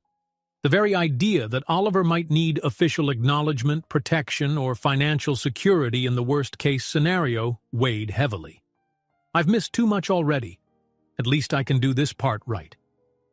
The rest of the evening was quiet. He settled for room service, picking idly at a grilled chicken dish while he scrolled through potential dinosaur-themed gifts online. Half of him worried such gestures would appear too showy or desperate, and yet he felt compelled to do something. He ended up bookmarking a few ideas, uncertain if he should even proceed without talking to Sarah first. Finally, he flopped onto the bed, letting exhaustion tug him under. Before drifting off, he briefly pictured tomorrow's outing at the Science Museum, hoping it would be the start of a new chapter, a chance to build in small steps what he had once thrown away. Morning dawned with a crisp, cool air hinting at the turn of seasons. Nathan woke early, dressing in a more casual outfit than usual. Dark jeans, a neat collared shirt, and a light jacket. Appropriate for a museum trip, he hoped. The mirror reflected a man who looked slightly out of place without his signature business suit. But he pressed on. This is about Oliver, he reminded himself. Not about being the perfect CEO. He was finishing breakfast in the hotel lounge when his phone buzzed. A text from Sarah. "We'll meet you at the museum entrance at 10. Oliver's already bouncing off the walls with excitement. A grin spread across Nathan's face. His heart flipped. This is real. He typed a quick reply. "On my way. Thank you, Sarah." He set aside his coffee and hurried toward the exit, catching a taxi out front. The city roads, typically choked with rush-hour traffic, seemed to breeze by in his eagerness. Not even the swirl of random conference updates from his assistant, pinging him about missed calls and neglected appointments, could distract him now. The Science Museum rose before him, a grand modern building of steel and glass. Giant banners hung from its facade, showcasing cosmic exhibits, interactive technology, and the wonders of natural history. Nathan paid the taxi driver, stepping onto the sidewalk with a flutter of nerves. This is it. When he spotted Sarah and Oliver standing near the entrance, his breath caught. Oliver wore a bright yellow t-shirt adorned with a cartoon planet, and he hopped from foot to foot. Sarah, in casual jeans and a sweater, looked more relaxed than she had at the conference, though that guarded tension in her shoulders remained. She caught sight of Nathan and gave him a small nod. Oliver's face lit up. "He's here!" he exclaimed, running forward. Nathan crouched instinctively, arms open, unsure if the boy would jump into them. Instead, Oliver skidded to a halt just inches away, beaming up at him. "Hi!" Nathan's eyes misted with relief. "Hi!" he echoed. He glanced at Sarah, who was walking up with a calmer pace. "Morning," he greeted her softly. "Morning," she replied. "Thanks for coming. Oliver's been up since 6 talking about dinosaurs, planets, everything. He's excited." Oliver grabbed Nathan's hand without preamble, as if it was the most natural thing in the world. Nathan's chest tightened with emotion. "Come on, let's go see the planets," the boy insisted. Sarah shrugged with a faint smile. "He knows exactly where the space exhibit is. We came here once before." Nathan let Oliver lead, the small hand in his feeling surreal and precious. Inside, the museum bustled with families, tourists, and school groups. Vibrant displays and interactive stations lined the corridors. The air rang with children's laughter and the hum of enthusiastic chatter about science and discovery. It felt like a world away from the cutthroat halls of corporate power. They headed straight for a planetary display featuring massive models of the solar system, each planet suspended from the ceiling in an orbital dance. Oliver dashed from Mercury to Neptune, exclaiming random facts he'd memorized. Nathan followed, enthralled by how Oliver's eyes shone with pure wonder. "We learned about orbits in daycare," Oliver boasted, pointing to Saturn's rings, "and that some planets have lots of moons." Nathan smiled, hunkering down beside him. "That's right. Jupiter has like more than 70, I think." He wasn't entirely sure of the exact number, but the boy's face was priceless, lit up with curiosity. Sarah stood a few steps back, watching them. Nathan glanced at her, their eyes meeting for a moment in an unspoken exchange. She seemed pleased that Oliver was warming up, but still uncertain how all this would unfold. One step at a time, he reminded himself. They moved on to the interactive stations. Oliver dragged Nathan to a console that simulated launching a rocket. "Press that button!" Oliver shouted, excitement bubbling up in his voice. Nathan did, grinning as digital flames roared on the screen and a cartoon rocket soared skyward. The boy whooped, jumping in a small victory dance. At one point, they passed a gift shop. Oliver's gaze lingered on a display of plush comets and mini rover toys. Nathan's first instinct was to buy him something, anything he wanted, but he hesitated, glancing at Sarah. She offered a subtle shake of her head as if to say, "Don't overdo it." He nodded, understanding. Still, he mentally noted to ask her privately if a small souvenir would be acceptable. An hour and a half flew by in a blur of cosmic wonders and interactive screens. Occasionally, other families looked at them with mild curiosity, possibly recognizing Nathan from financial news. But he ignored the stares, too focused on Oliver's radiant enthusiasm. At one station, Oliver slipped his hand back into Nathan's, a simple gesture that made Nathan's heart thunder. The child was accepting him, at least for this moment. Eventually, Oliver tugged on Sarah's sweater, announcing he was hungry. They found the museum cafe, a brightly lit area with child-friendly meals. Sarah guided Oliver to pick something, then turned to Nathan. "I guess we can grab a table," she said, voice quiet. "We'll have to figure out how to handle all this long-term." He nodded carefully. "I'm ready to figure it out if you are." They settled into a small table by the window. Oliver tore open a packet of crayons that came with his meal, scribbling dinosaurs and planets on the paper placemat. Nathan watched, enthralled by every detail. "This is fatherhood, isn't it?" he thought. Moments of quiet normalcy where a child draws and the world feels at peace. Between bites of chicken nuggets, Oliver looked up. "Are you going to come to my house someday?" he asked innocently, glancing at Nathan, then at Sarah. "I have a big box of dinos we could play with." A flash of worry passed over Sarah's face. Nathan recognized her hesitation. Inviting him into their personal space was a significant step. But she pressed her lips together and said, "We'll see, honey. Maybe soon." Nathan caught her eye, nodding in deference to her boundaries. The fact that Oliver was even asking felt like a gift. He yearned to say yes immediately, but he didn't want to push. He knew trust took time to build. After lunch, they wandered through a few more exhibits, soaking in the last bit of wonder the museum had to offer. Eventually, Oliver's energy dipped. He rubbed his eyes, a sure sign of nap time approaching. Sarah checked her phone, sighing. "We should probably get going," she said gently. "It's time for him to rest, and She paused, giving Nathan a measured look. "I have a few errands before tomorrow. Another investor wants a follow-up." Nathan realized the day was ending, and a pang of regret hit him. He didn't want this fleeting bubble of connection to pop, but Oliver was drooping by the minute. "Of course," he said, kneeling beside Oliver. "Hey, buddy, I had a great time today. Thank you for showing me around." Oliver yawned, nodding. "Bye," he mumbled. "We can do more dinosaurs next time, right?" "Absolutely," Nathan promised softly. Then, at a loss for what else to do, he gently placed a hand on Oliver's shoulder. Sarah allowed it. "You take care, okay?" The boy nodded again, then turned and tucked himself against Sarah's leg, eyes half closed. Sarah lifted him, balancing him on her hip. Meeting Nathan's gaze, she spoke quietly. "Thank you for being patient with him." He swallowed, touched by her words.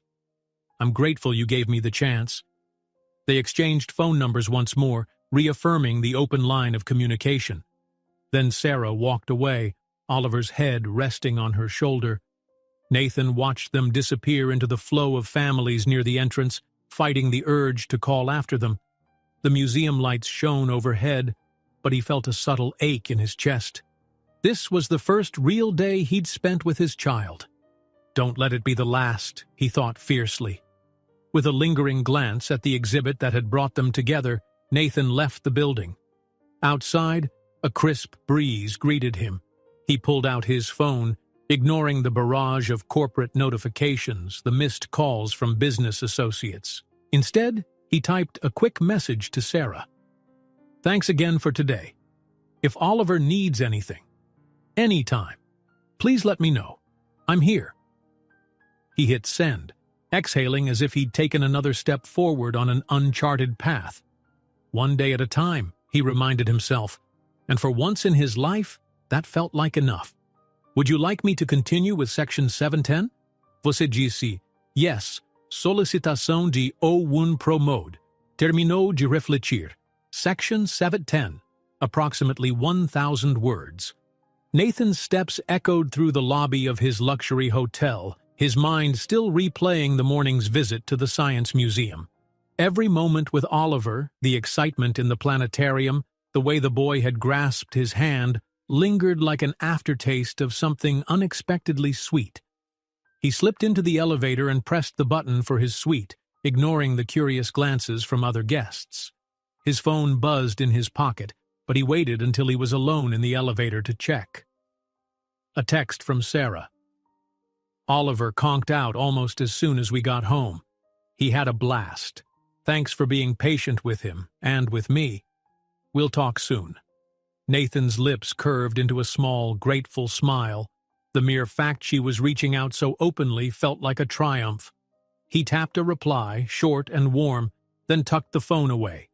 As the elevator climbed, he allowed himself to feel something he'd rarely felt in years. Genuine optimism, unconnected to business performance or stock market surges. When he reached the suite, however, reality intruded. A cluster of documents sat on the dining table, placed there by his assistant. Each folder was marked urgent in bold letters. Meanwhile, his phone started buzzing with calls from senior staff. The day's respite was over. Cross Ventures demanded its leader. He settled behind the table, exhaling. "If I'm going to be part of Oliver's life, I need to keep the empire stable too," he reminded himself. Throwing on his reading glasses, he began sifting through the pile. Europe Telecom merger. The final legal framework was ready for his signature, pending any last adjustments. International capital infusion. 2 major investors awaited a conference call to finalize terms. Pending lawsuit in Asia. A competitor was claiming patent infringement. His legal team needed a decision on whether to settle or fight. It was the usual corporate chaos, once thrilling, now tinged with a sense of distraction.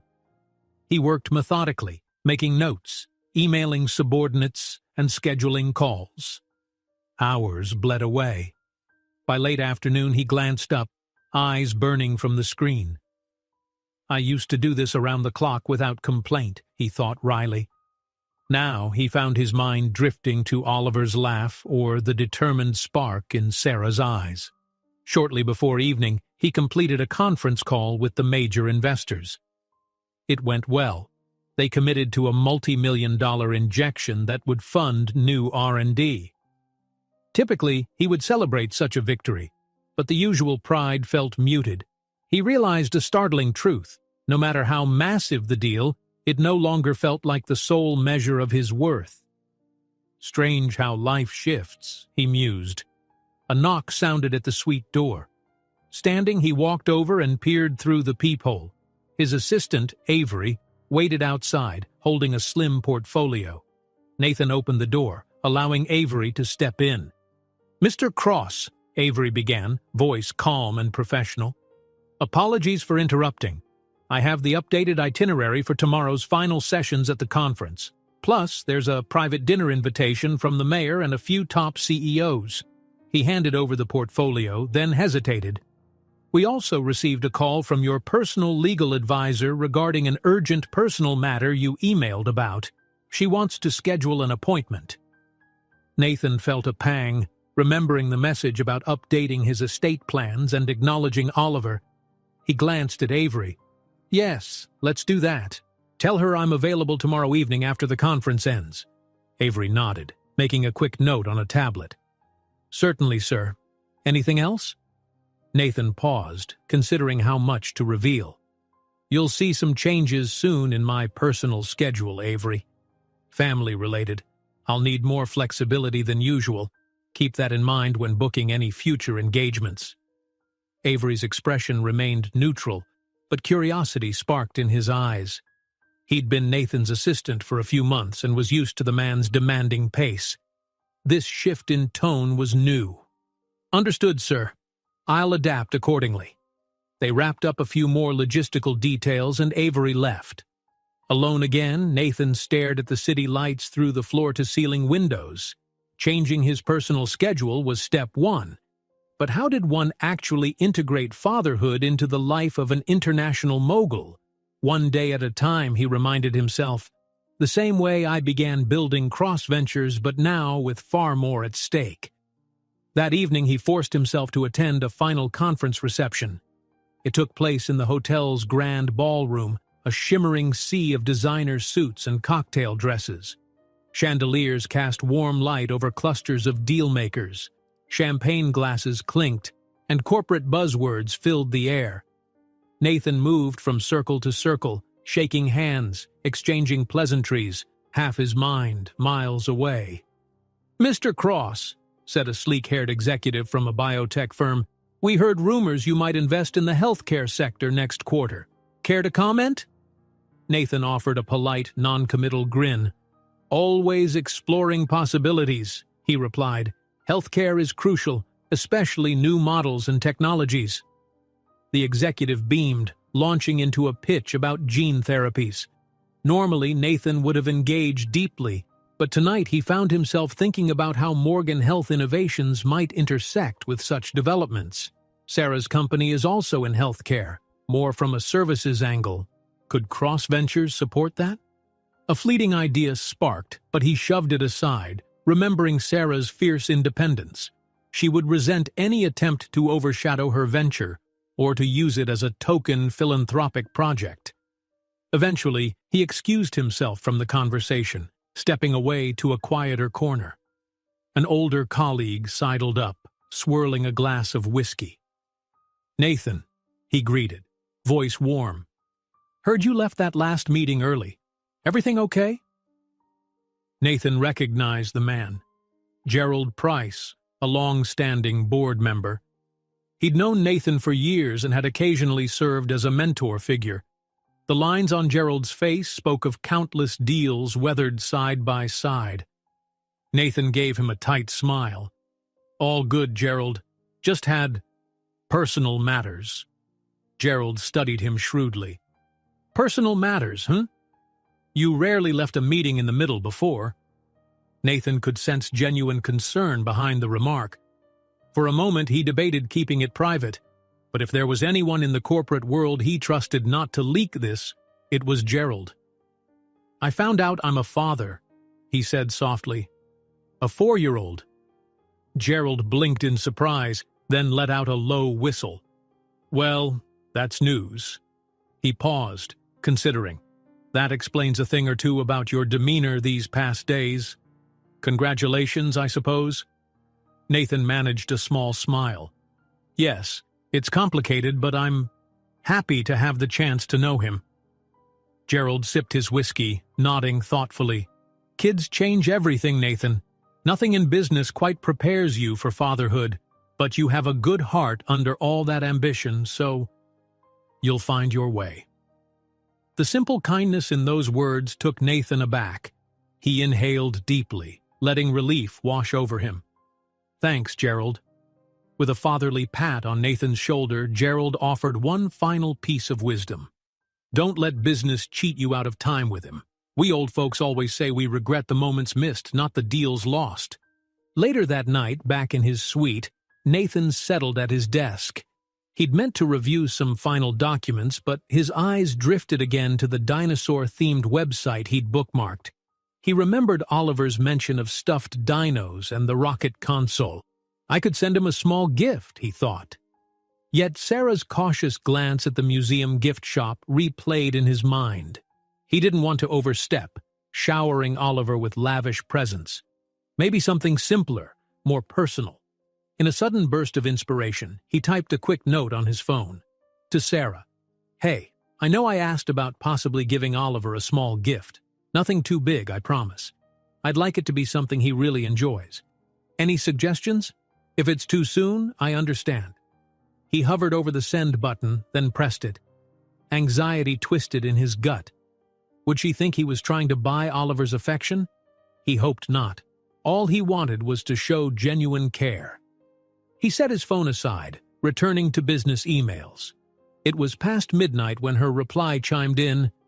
He's obsessed with building sets right now. Anything with blocks or magnets. Doesn't have to be fancy. But remember, keep it small. Nathan's face lit up. A sense of gratitude washed over him. She's letting me in, he realized. Quickly, he found a child-friendly building set online, colorful yet not overly extravagant, and arranged for delivery to her address with a gentle note. He kept it intentionally modest, a single set that looked fun but not overwhelming. Before bed, he read through a bedtime story that he downloaded on his tablet, a random pic from the children's section. The characters were anthropomorphic dinosaurs, ironically enough. He chuckled at the silly illustrations, wondering if Oliver might find them amusing. For once in his life, a business titan, he found himself practicing the inflections of a children's bedtime story. Maybe one day I can read to him myself, he thought. The idea both thrilled and terrified him. In the days that followed, the conference concluded, and many attendees departed. Nathan stayed behind for additional meetings and final negotiations. He texted with Sarah here and there, short updates, glimpses into Oliver's day, occasional pictures of the child engrossed in some activity. Each ping of his phone brought a surge of warmth, and each time he responded with genuine interest, asking about Oliver's new creations or simply thanking Sarah for sharing. But life wasn't a fairy tale. Business obligations loomed large. Cross ventures demanded his presence in another city soon. He dreaded the thought of leaving town when his relationship with Oliver was still so fragile. One morning, while scanning flight schedules, he decided to call Sarah directly. She answered after a couple of rings. "Hey," she said, voice subdued. He could hear faint noise in the background, maybe Oliver playing. "Everything okay?" He swallowed. "Yes and no. I need to travel for a week. Urgent business in London. I hate to vanish after just starting to know him. I was wondering if maybe we could do a quick video call while I'm gone, so he doesn't think I disappeared." A long silence followed. Nathan worried he'd pushed too far, but then Sarah let out a soft breath. "That might be okay. I'd have to explain it to Oliver. He's never done a video call with someone like this. But I'm willing to try, if you're serious." Relief flushed through him. "I'm very serious. I can adjust my schedule around whatever time is best for you two." She hesitated. "All right, let me talk to him. We'll figure out a day and time. You know, it's big for him too. He's still understanding the idea that he has a dad who wants to be around." Nathan's throat tightened. "I won't let him down." "I know," Sarah whispered, her words a cautious acknowledgement. "Safe travels." The call ended with a promise to coordinate, leaving Nathan feeling buoyed. For all the multi-million-dollar deals he'd ever secured, none felt as vital as the simple promise of a video call with his son. He booked his flight for the following day, ignoring the swirl of anxiety about balancing fatherhood with global commitments. "I'll find a way," he vowed silently. As he packed that night, he carefully placed a children's storybook, one he'd picked up at a local shop, into his carry-on.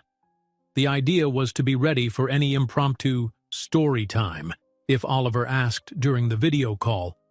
It was a small, tender gesture that felt strangely more significant than any corporate document he carried. Early the next morning, he boarded his plane, leaving behind the city where he'd discovered the most life-altering truth. The jet roared into the sky, carrying him across oceans for the next round of negotiations, yet in his heart, an invisible tether stretched back to that bright-eyed boy and the strong-willed mother who had let him back into their world, an unlikely foundation upon which he now hoped to build a future filled with more than just profit margins.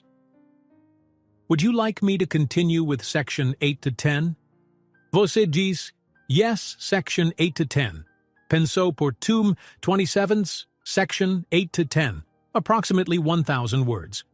London greeted Nathan with a chill wind and a drizzle that blurred the city lights outside his hotel window. He'd always appreciated this metropolis, an epicenter of global finance where deals were closed in elegant boardrooms overlooking the Thames. Ordinarily, such a trip filled him with adrenaline and excitement. But this time, his heart remained tethered elsewhere. The first few days passed in a swirl of high-level negotiations. He and his team met with representatives from a European conglomerate eager to secure a joint venture with Cross Ventures. The stakes were high, a potential multi-billion-dollar collaboration to expand into cutting-edge technologies. Nathan, ever the diplomat, navigated the talks with polished ease, yet he felt a nagging restlessness underneath every conversation. When he wasn't in meetings, he sat in his hotel suite reviewing proposals or finalizing documents. But his mind drifted to Oliver. What was the boy doing today? Building towers with blocks? Drawing dinosaur pictures? The ache of missing him grew every hour, heightened by the time difference that limited when he could message Sarah. Finally, on the evening of the third day, he was able to schedule the promised video call. It was nearly 8 p.m. London time, which meant early afternoon in Sarah's city. Sitting at the small desk in his suite, Nathan positioned his laptop so the lighting was good and the background was free of clutter. His heart pounded like he was about to deliver a keynote speech to thousands. A soft ping announced the incoming call.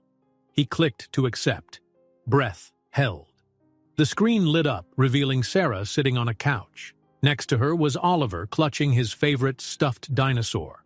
For a moment, they just looked at each other, mother, child, and the man halfway around the world. "Hi," Nathan managed, forcing a steady voice. "It's good to see you." Oliver squinted at the screen. "Mom, he's so big on the computer," he exclaimed, leaning forward. "How are you in there?" He knocked the dinosaur against the screen gently, as if testing the barrier. Sarah let out a gentle laugh. "He's not inside the computer, honey.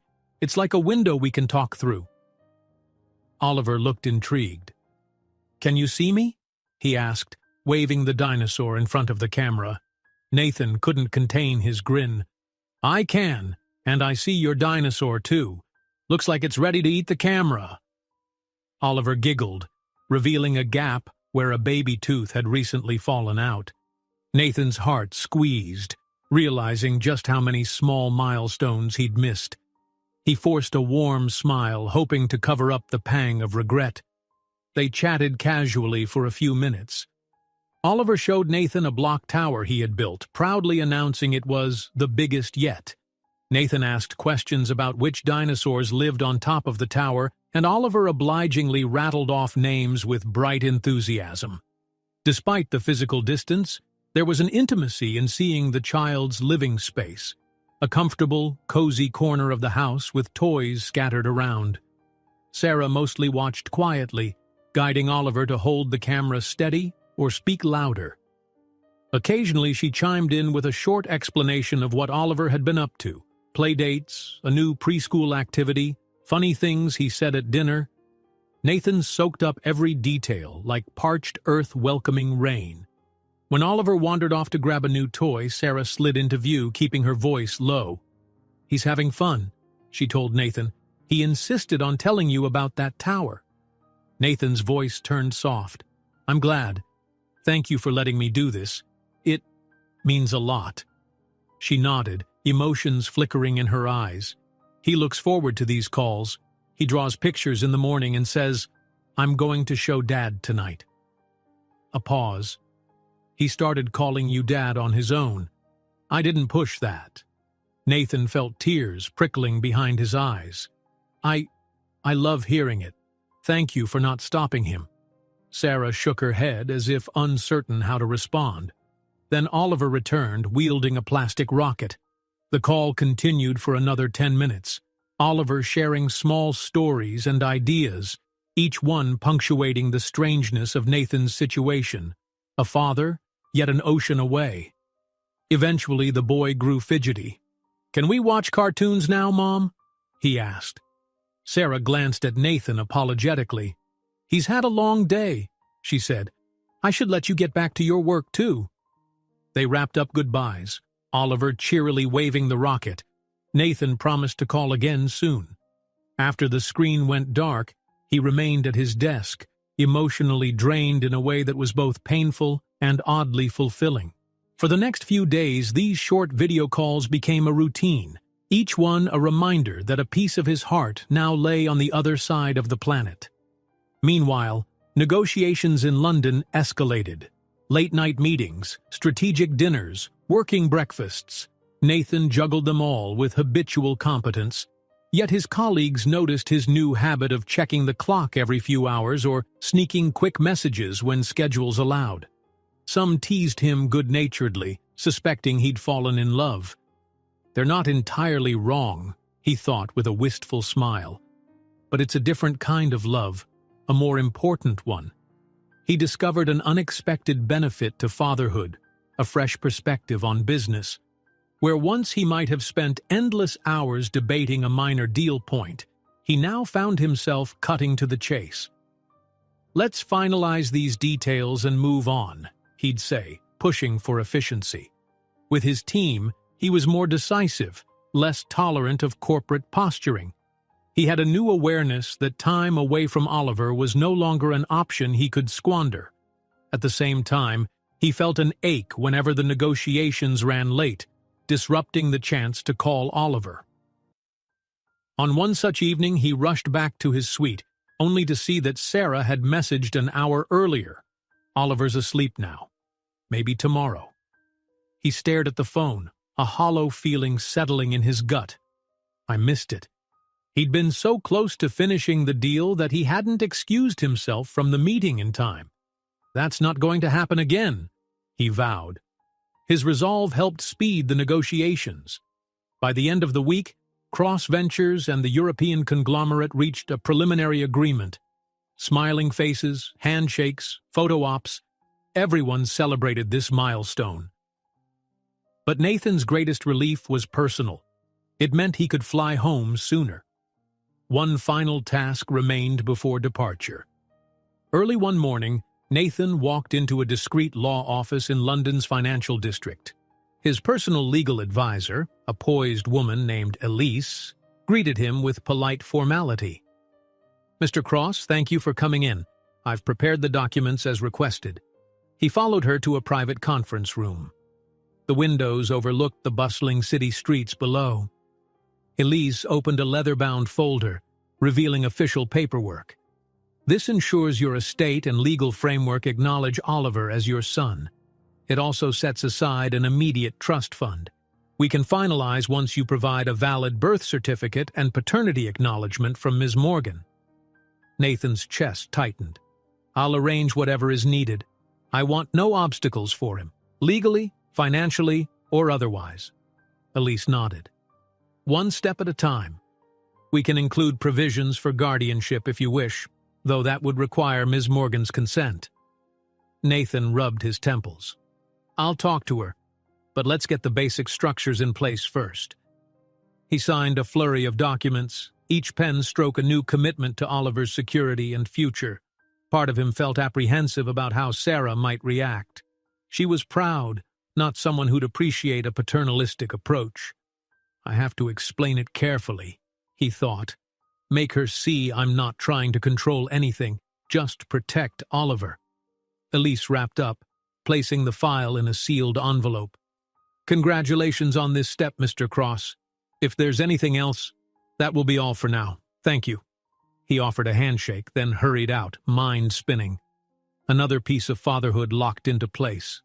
"Soon I'll be heading back," he reminded himself. I need to talk to Sarah honestly about these documents. At Heathrow Airport, Nathan boarded a red-eye flight. As the plane soared above the Atlantic, he stared out at the dark sky, thinking about how drastically his life had changed. Instead of fixating on share prices and future expansions, he found himself rehearsing conversations with Oliver. Maybe I'll read him that bedtime story tomorrow night if the time zones line up. A small smile tugged at the corners of his mouth. He tried to rest, but sleep came fitfully. Dreams of Oliver laughing in a planetarium merged with nightmares of missing more milestones, haunting him. By the time the plane landed back home, he was exhausted, yet oddly energized by the desire to see his son in person again. Collecting his luggage, he messaged Sarah. "Just landed. How are you two?" Her reply came swiftly. "We're good. Oliver's busy with preschool and I have a full day, but we can talk later. Glad you're home safe." That single line, "we can talk later," reassured him. They were building something real, step by step. He just hoped his latest business commitments wouldn't blow up in his face and steal more time from the fragile new bond forming with Oliver. Days passed in a hectic blur as Nathan reclaimed the reins of Cross Ventures at headquarters. There were countless briefings to deliver, new R&D projects to approve, and the near-complete telecom merger to finalize. Yet he found pockets of time, whether at lunch or late evenings, to text Sarah or slip in a short video chat. Often Oliver would proudly show him a new drawing or toy. Each call was brief but meaningful, a lifeline bridging their worlds. Still, an undercurrent of tension lingered. Neither he nor Sarah had mentioned the legal documents. He knew he had to bring it up eventually, and he dreaded how she might react. So one evening, summoning his courage, he asked if they could meet face-to-face without Oliver to discuss important matters. Sarah, sounding wary, agreed. They settled on a quiet cafe near her neighborhood. He arrived first, choosing a table in a corner away from prying eyes. The place had a warm, homey feel. Worn wooden floors, chalkboard menus, soft jazz playing in the background. When Sarah walked in, wearing a simple blouse and jeans, she looked different from the poised conference professional. More approachable, yet still guarded. "She's here." "That's a start," he told himself. They exchanged polite greetings, ordered coffee, and settled in. Sarah placed her phone face down on the table, a silent signal of full attention. "So," she said, her tone crisp but civil, "you said this was important." Nathan nodded, heart thumping. "It is," he admitted. "I've been working on some legal steps to acknowledge Oliver formally as my son, estate planning, trust funds, that sort of thing." Her eyes narrowed slightly. "Behind my back?" she asked, not angrily, but with a definite edge. "Not behind your back," he clarified quickly, lifting both hands. "I plan to explain everything. I just wanted to have the framework in place so there's no confusion about my intentions. I'm not trying to take him away or override your decisions, I swear." Sarah exhaled, studying him. "You're saying you want to provide for him financially?" "Yes," Nathan answered. "And more.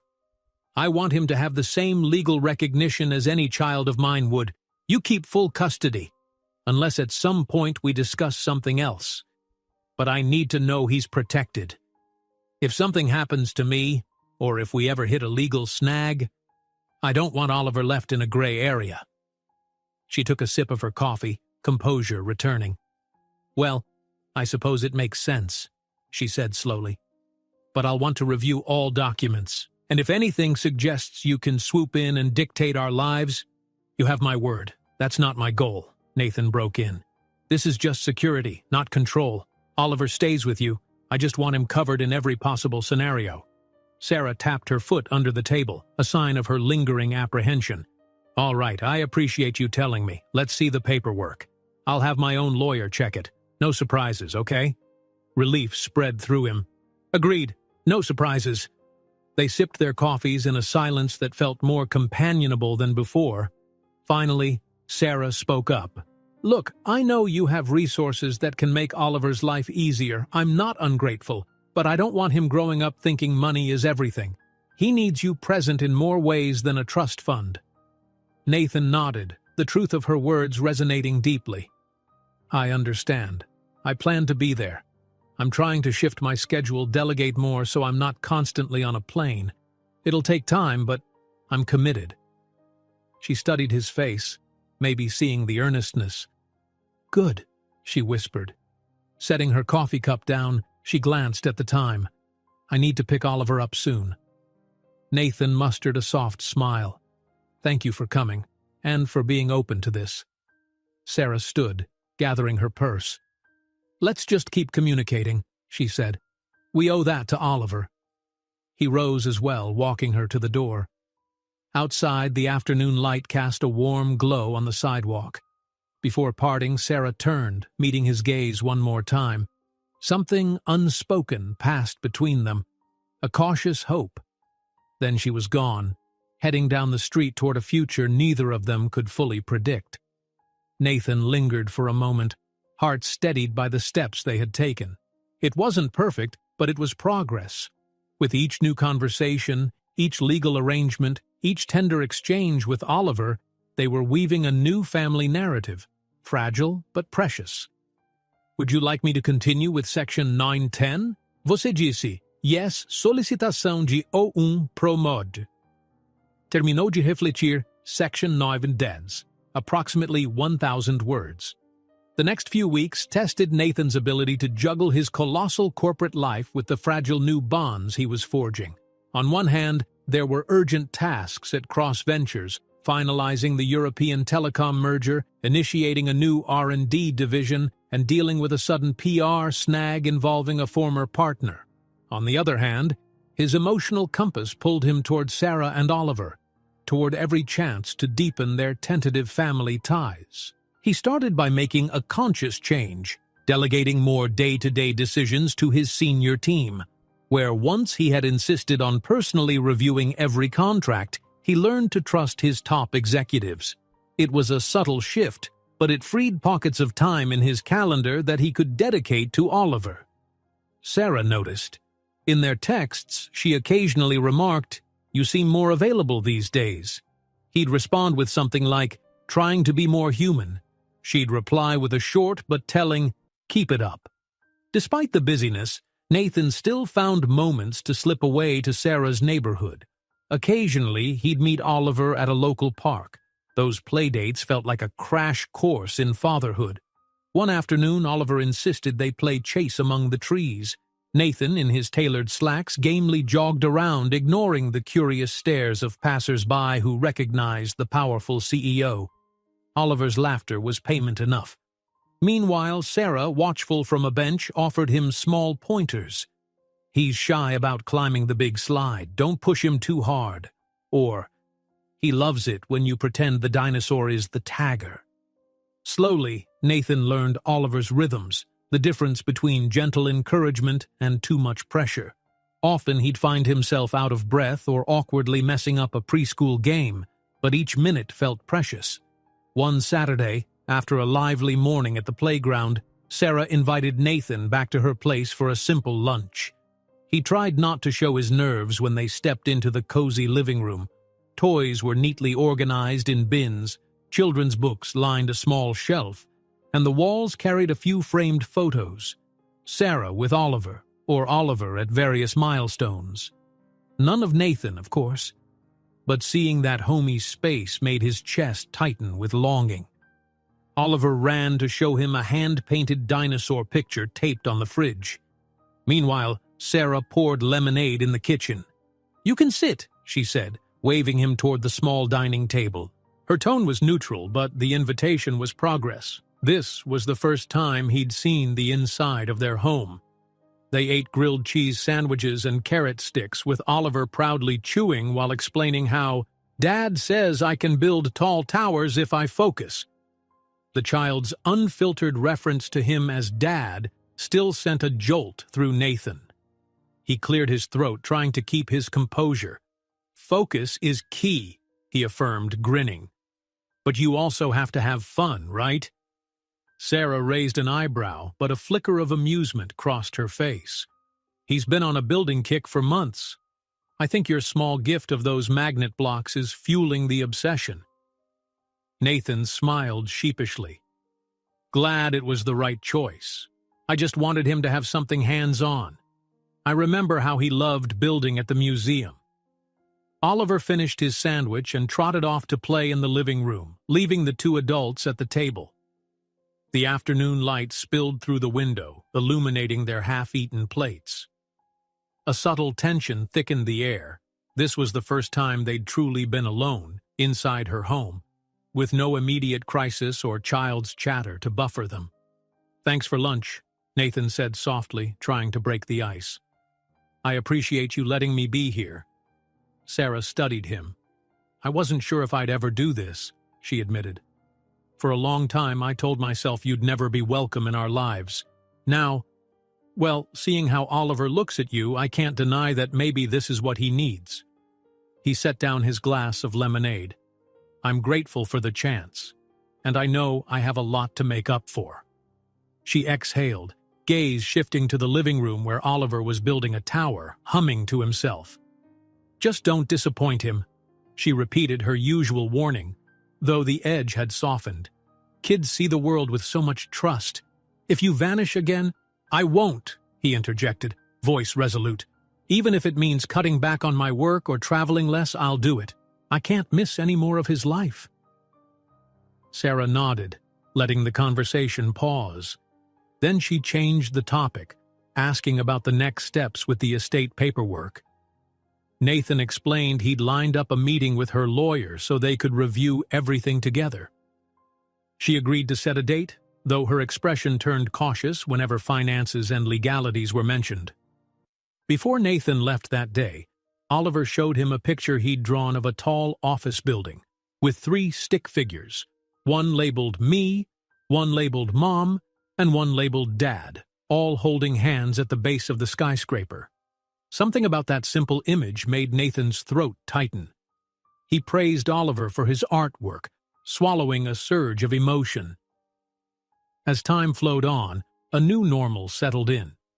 Nathan continued working tirelessly at Cross Ventures, but now he insisted on protected hours. Certain evenings were blocked off for a weekly dinner with Sarah and Oliver or a remote story time if Nathan was traveling. At first, the board raised eyebrows. "We need you in these late negotiations." But Nathan held firm. Gerald Price quietly backed him, reminding the others that a happy CEO was often a more effective one. Oliver's preschool hosted a family day. Sarah mentioned it offhand, not expecting Nathan's interest, but he immediately asked if he could attend. She hesitated. "Some of the other parents might be curious if you show up," but he insisted gently. "I want to be there." The event fell on a Wednesday afternoon, an obstacle in the typical corporate schedule. Nathan rearranged a key meeting and arrived at the small school feeling oddly nervous. The building was a burst of color, handprints on walls, crayon drawings taped to doors, and a cheerful hum of children's laughter. When Oliver spotted him, the boy lit up like a star. "Dad, over here!" he called, waving from a little circle of parents and kids. Nathan crossed the room, heart pounding. Sarah, kneeling nearby, offered a faint smile. The teacher led them through group songs and a silly craft project. Nathan, out of his element, gamely tried to fit the right puzzle pieces, delighting Oliver. Some parents recognized Nathan from financial headlines, but no one made a fuss. Instead, they chatted about typical parent stuff. "Is your kid sleeping well? Are they into sports yet?" He found himself answering questions like any father would, feeling a surreal sense of belonging. At the end of the event, Oliver proudly introduced his father to classmates. "He builds towers in real life," Oliver insisted, "but with grown-up money." Nathan blushed, explaining that he helped companies do projects. The kids seemed only half interested, more focused on the promise of snacks. Sarah observed these interactions, a strange mixture of pride and apprehension flickering in her expression. Nathan caught her eye, and she nodded almost imperceptibly, a silent acknowledgement that this was good for Oliver. As they left, Oliver chattered happily about how Mom and Dad both came to school. A tiny thrill shot through Nathan every time Oliver said Mom and Dad, as if he and Sarah were a team again, even though the reality was more complicated. But complications inevitably arose. One evening, a call from CrossVenture's legal department informed Nathan of an unexpected breach of contract by a major partner. The lawsuit in Asia intensified. Urgent international travel was required to contain the fallout. Nathan's heart sank, recalling how that would disrupt the routine he and Oliver had begun to cherish. He spent hours on conference calls, frantically negotiating, trying to avoid another extended absence. Meanwhile, Sarah texted him updates. Oliver was looking forward to your story time tonight. He's disappointed you're working late. Each message felt like a small dagger of guilt. Finally, the crisis escalated to a point where Nathan had no choice but to fly out. He broke the news to Sarah. I'm sorry. I have to go. It might be a week, maybe 2. He heard the weariness in his own voice. I'll call, but the time zone difference might be tough. Sarah's response was calm, yet tinged with that same warning. Don't vanish on us completely. Even if it's just a short video call, try. Oliver will miss you. The weight of that responsibility pressed on Nathan as he packed. He remembered how, months ago, he never second-guessed such a trip. Work always came first. Now leaving felt like tearing away from something vital. I can't let him think I'm choosing business over him again, he reminded himself, vowing to maintain regular contact, no matter the logistical hurdles. Late that night, as he prepared for an early flight, Nathan found Oliver's latest drawing on his phone. Sarah had snapped a photo of it. The picture showed 3 figures again, but this time they stood near an airplane. Oliver scrawled the words, "Bye, Dad," above the plane's wing. A simple child's depiction, heartbreakingly direct. Nathan stared at it for a long time, fighting the impulse to cancel his trip. But the meltdown in Asia threatened hundreds of jobs, millions of dollars. He couldn't just ignore it. Balance, he told himself. I have to find balance. He typed a reply to Sarah. Thank him for the picture. Tell him I'll be back as soon as I can. Promise. As he set his phone aside, he realized fatherhood was no easier than running an empire. Both demanded sacrifice. But whereas business had once consumed him entirely, now every deal, every negotiation, felt like it had to measure up against the small, hopeful face of a 4-year-old child. He prayed silently that, in the end, Oliver would never again feel abandoned. And with that hope, he laid down, mentally rehearsing how to keep that promise alive, even if it meant rewriting the rules of his entire life. Would you like me to continue with section 1010? Você disse, yes. Solicitação de O1 Promode. Terminou de refletir, section 1010. Approximately 1,000 words. The jet's engines roared as Nathan's plane ascended into the sky, carrying him halfway across the globe. From his seat by the window, he stared at a cloud-laden horizon, phone in hand, rereading the small messages Sarah had sent that morning. Already he felt a gnawing sense of absence. This trip, what should have been just another line item in his schedule, now felt like a weight dragging him away from a new life he was struggling to build. He closed his eyes, recalling Oliver's simple, "Bye, Dad" drawing. A pang of guilt made his chest constrict. I promised him I wouldn't vanish, he reminded himself. No matter how pressing the meltdown in Asia, he would keep contact. That vow fueled him as he opened his laptop, drafting instructions for his staff. Delegate more, expedite negotiations, minimize the time abroad. If being a father had taught him anything so far, it was the urgency of family over perpetual corporate entanglements. Upon landing, Nathan was swept into a maelstrom of corporate chaos. The local partner had defaulted on a key obligation, triggering suits and countersuits. CrossVentures faced accusations of overreach. Lawyers sparred, and shareholders hovered anxiously. In a downtown skyscraper overlooking a neon-lit city, Nathan gathered with a war room team of attorneys translating frantic updates into strategies. Days blurred as he hopped from meeting to meeting. Though physically present, his mind was never fully in the room. Late at night, he returned to an upscale hotel suite where lights from the city's skyline blinked like scattered gems. He would shower away the tension, then check the clock, nearly midday for Oliver. He called, or at least messaged, whenever he could. Sometimes Sarah answered, setting the phone so Oliver could share a new Lego creation or talk about a cartoon he'd seen. Often the calls were brief, overshadowed by urgent emails demanding Nathan's attention. Yet each glimpse of Oliver's smile was an anchor in the storm. One night, Nathan ended a grueling negotiation at nearly midnight local time. Exhaustion weighed on him like a lead blanket, but he refused to go to bed without hearing Oliver's voice. Summoning a final burst of energy, he dialed. Sarah's tired face filled the screen. "Hey," she greeted softly, stepping away from a lamp's glow. "It's past Oliver's bedtime, but he's still awake reading a picture book. Want me to bring the phone to him?" Nathan's shoulders sagged with relief. "Please," he whispered. "I won't keep him up long." Moments later, Oliver's sleepy face appeared, eyes half-lidded, hair sticking out at odd angles. "Hi, Dad," he mumbled. "I was waiting for you." Nathan's chest clenched. He offered a gentle smile. "I'm here, buddy. Sorry it's so late. How was your day?" Oliver yawned. "We had show and tell at school. I showed the magnet blocks we built together." He paused, scowling at the camera.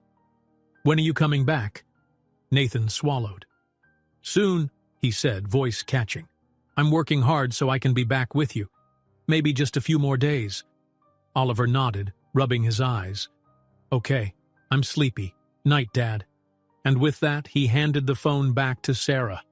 The call ended quickly, leaving Nathan staring at his reflection in the black screen. "I was waiting for you," Oliver had said. His son had battled sleep in hopes of hearing him. "I can't keep doing this forever," Nathan thought.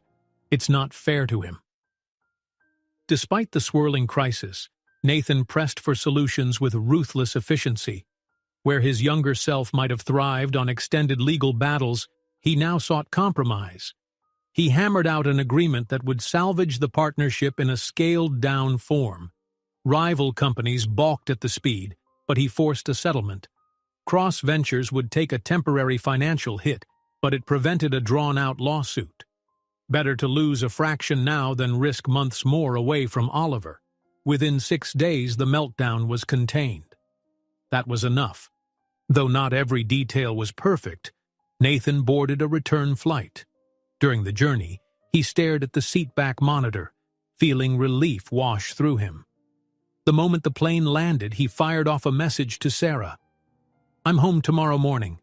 If you and Oliver are free in the afternoon, I'd love to see you both." She responded quickly. "He's got preschool, but we can be around after 3. Let's meet at our house." Nathan's heart thumped. It was the first time she'd offered a direct invitation for him to come by, without any disclaimers or immediate errands. Another step, he thought, exhaustion mixing with excitement. When he finally arrived back in his city, dragging suitcases into his penthouse, he felt a wave of disorientation. The polished marble floors, gleaming appliances, and minimalist decor seemed strangely cold compared to Sarah's warm, toy-strewn home. Normally, he'd sink into relief after a successful business trip. Now, he found the space lonely. He showered, changed into casual clothes, and downed a quick lunch. Then, at precisely 2:45 p.m., he hopped in a car and headed for Sarah's neighborhood. The drive felt like a shift between worlds, leaving the realm of high finance for a quiet street lined with trees where children's bikes lay on front lawns. Sarah's house appeared as unassuming as ever. A small yard, neat flower pots, a short walkway. He noted the welcome mat that Oliver had once scribbled on with sidewalk chalk. Taking a breath, he climbed the steps and knocked. The door swung open. Oliver stood there, face lighting up. "Dad, you're here!" He practically launched forward, hugging Nathan around the waist. Nathan froze, then gently rested a hand on the boy's back, heart throbbing with gratitude. "He's not upset with me for leaving," he realized. Sarah, standing a few feet behind, gave a half smile. "Come on in," she said. "We were just finishing a snack." Nathan stepped inside. The living room looked familiar, where the dinosaur drawings, the bins of toys, the modest furniture created a sense of comfort. Oliver dragged him to the kitchen, where a plate of cookies sat on the table. "Mom made these," Oliver boasted. "They're chocolate chip." Nathan raised his eyebrows, glancing at Sarah. "I didn't realize you baked." She shrugged, brushing off the compliment. "Just needed something to distract Oliver from asking every hour. When is Dad coming?" Oliver beamed. "They're yummy. Can we show him the new thing I built?" He pulled at Nathan's hand. "I made a whole city with roads." Sarah nodded, so Nathan let Oliver lead him to the living room floor, where an elaborate arrangement of blocks and toy cars sprawled.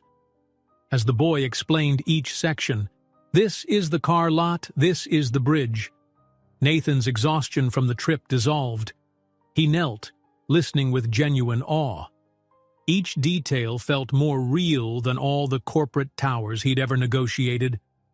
Sarah lingered in the doorway, arms folded, a soft look on her face. Occasionally she offered an aside. "He's proud of that tower," or "He wants to be an engineer someday." Her guarded demeanor was still there, but the edges had worn down. It was as if she'd settled into the idea that Nathan was truly here to stay. Eventually Oliver's energy waned, and he curled into Nathan's lap, drowsy from excitement. Nathan let him rest his head, running a hand lightly over the child's curls, marveling at the trust. Over Oliver's soft breathing, Nathan met Sarah's gaze. An unspoken conversation passed between them. "I'm here. Thank you for letting me in." She cleared her throat gently, beckoning Nathan to stand.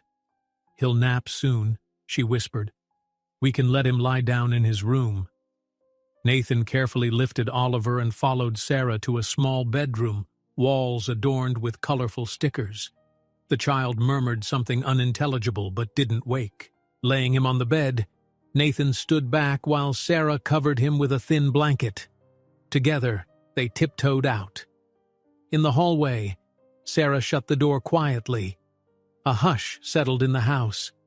They found themselves alone, an oddly intimate moment. Nathan noticed a framed photo on the wall, a younger Sarah, bright-eyed, holding a baby Oliver. Pain prickled in his chest, wishing he'd been there. "Focus on now," he reminded himself. They moved to the living room. Sarah gestured for him to sit on the couch. The tension was palpable, but it felt different.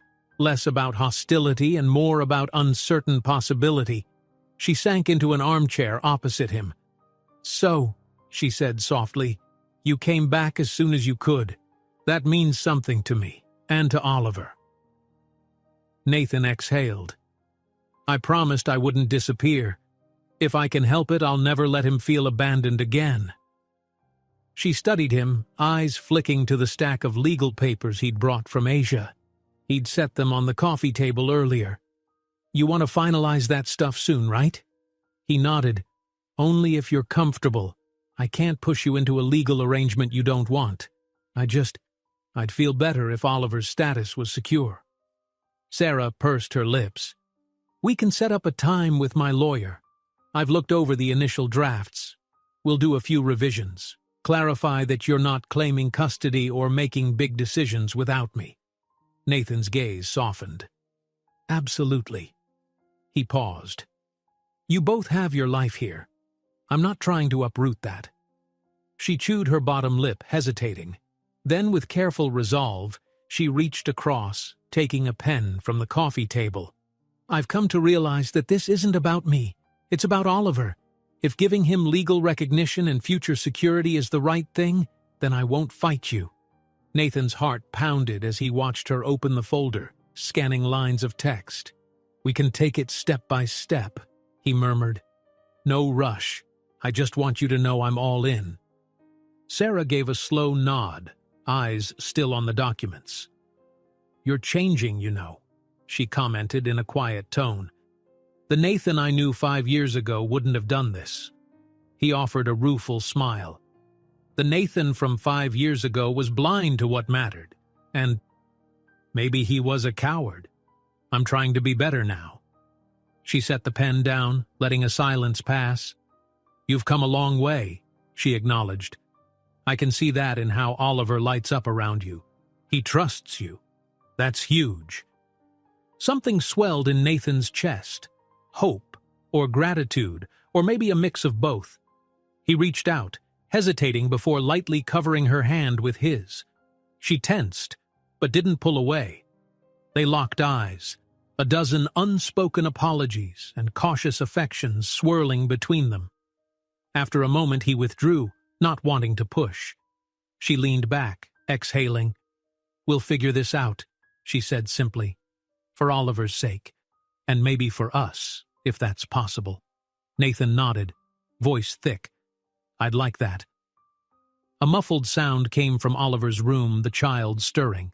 They both turned, the conversation halted by the reminder that their child was at the center of this evolving family. Nathan stood, offering Sarah a small smile. Let's go check on him. She nodded.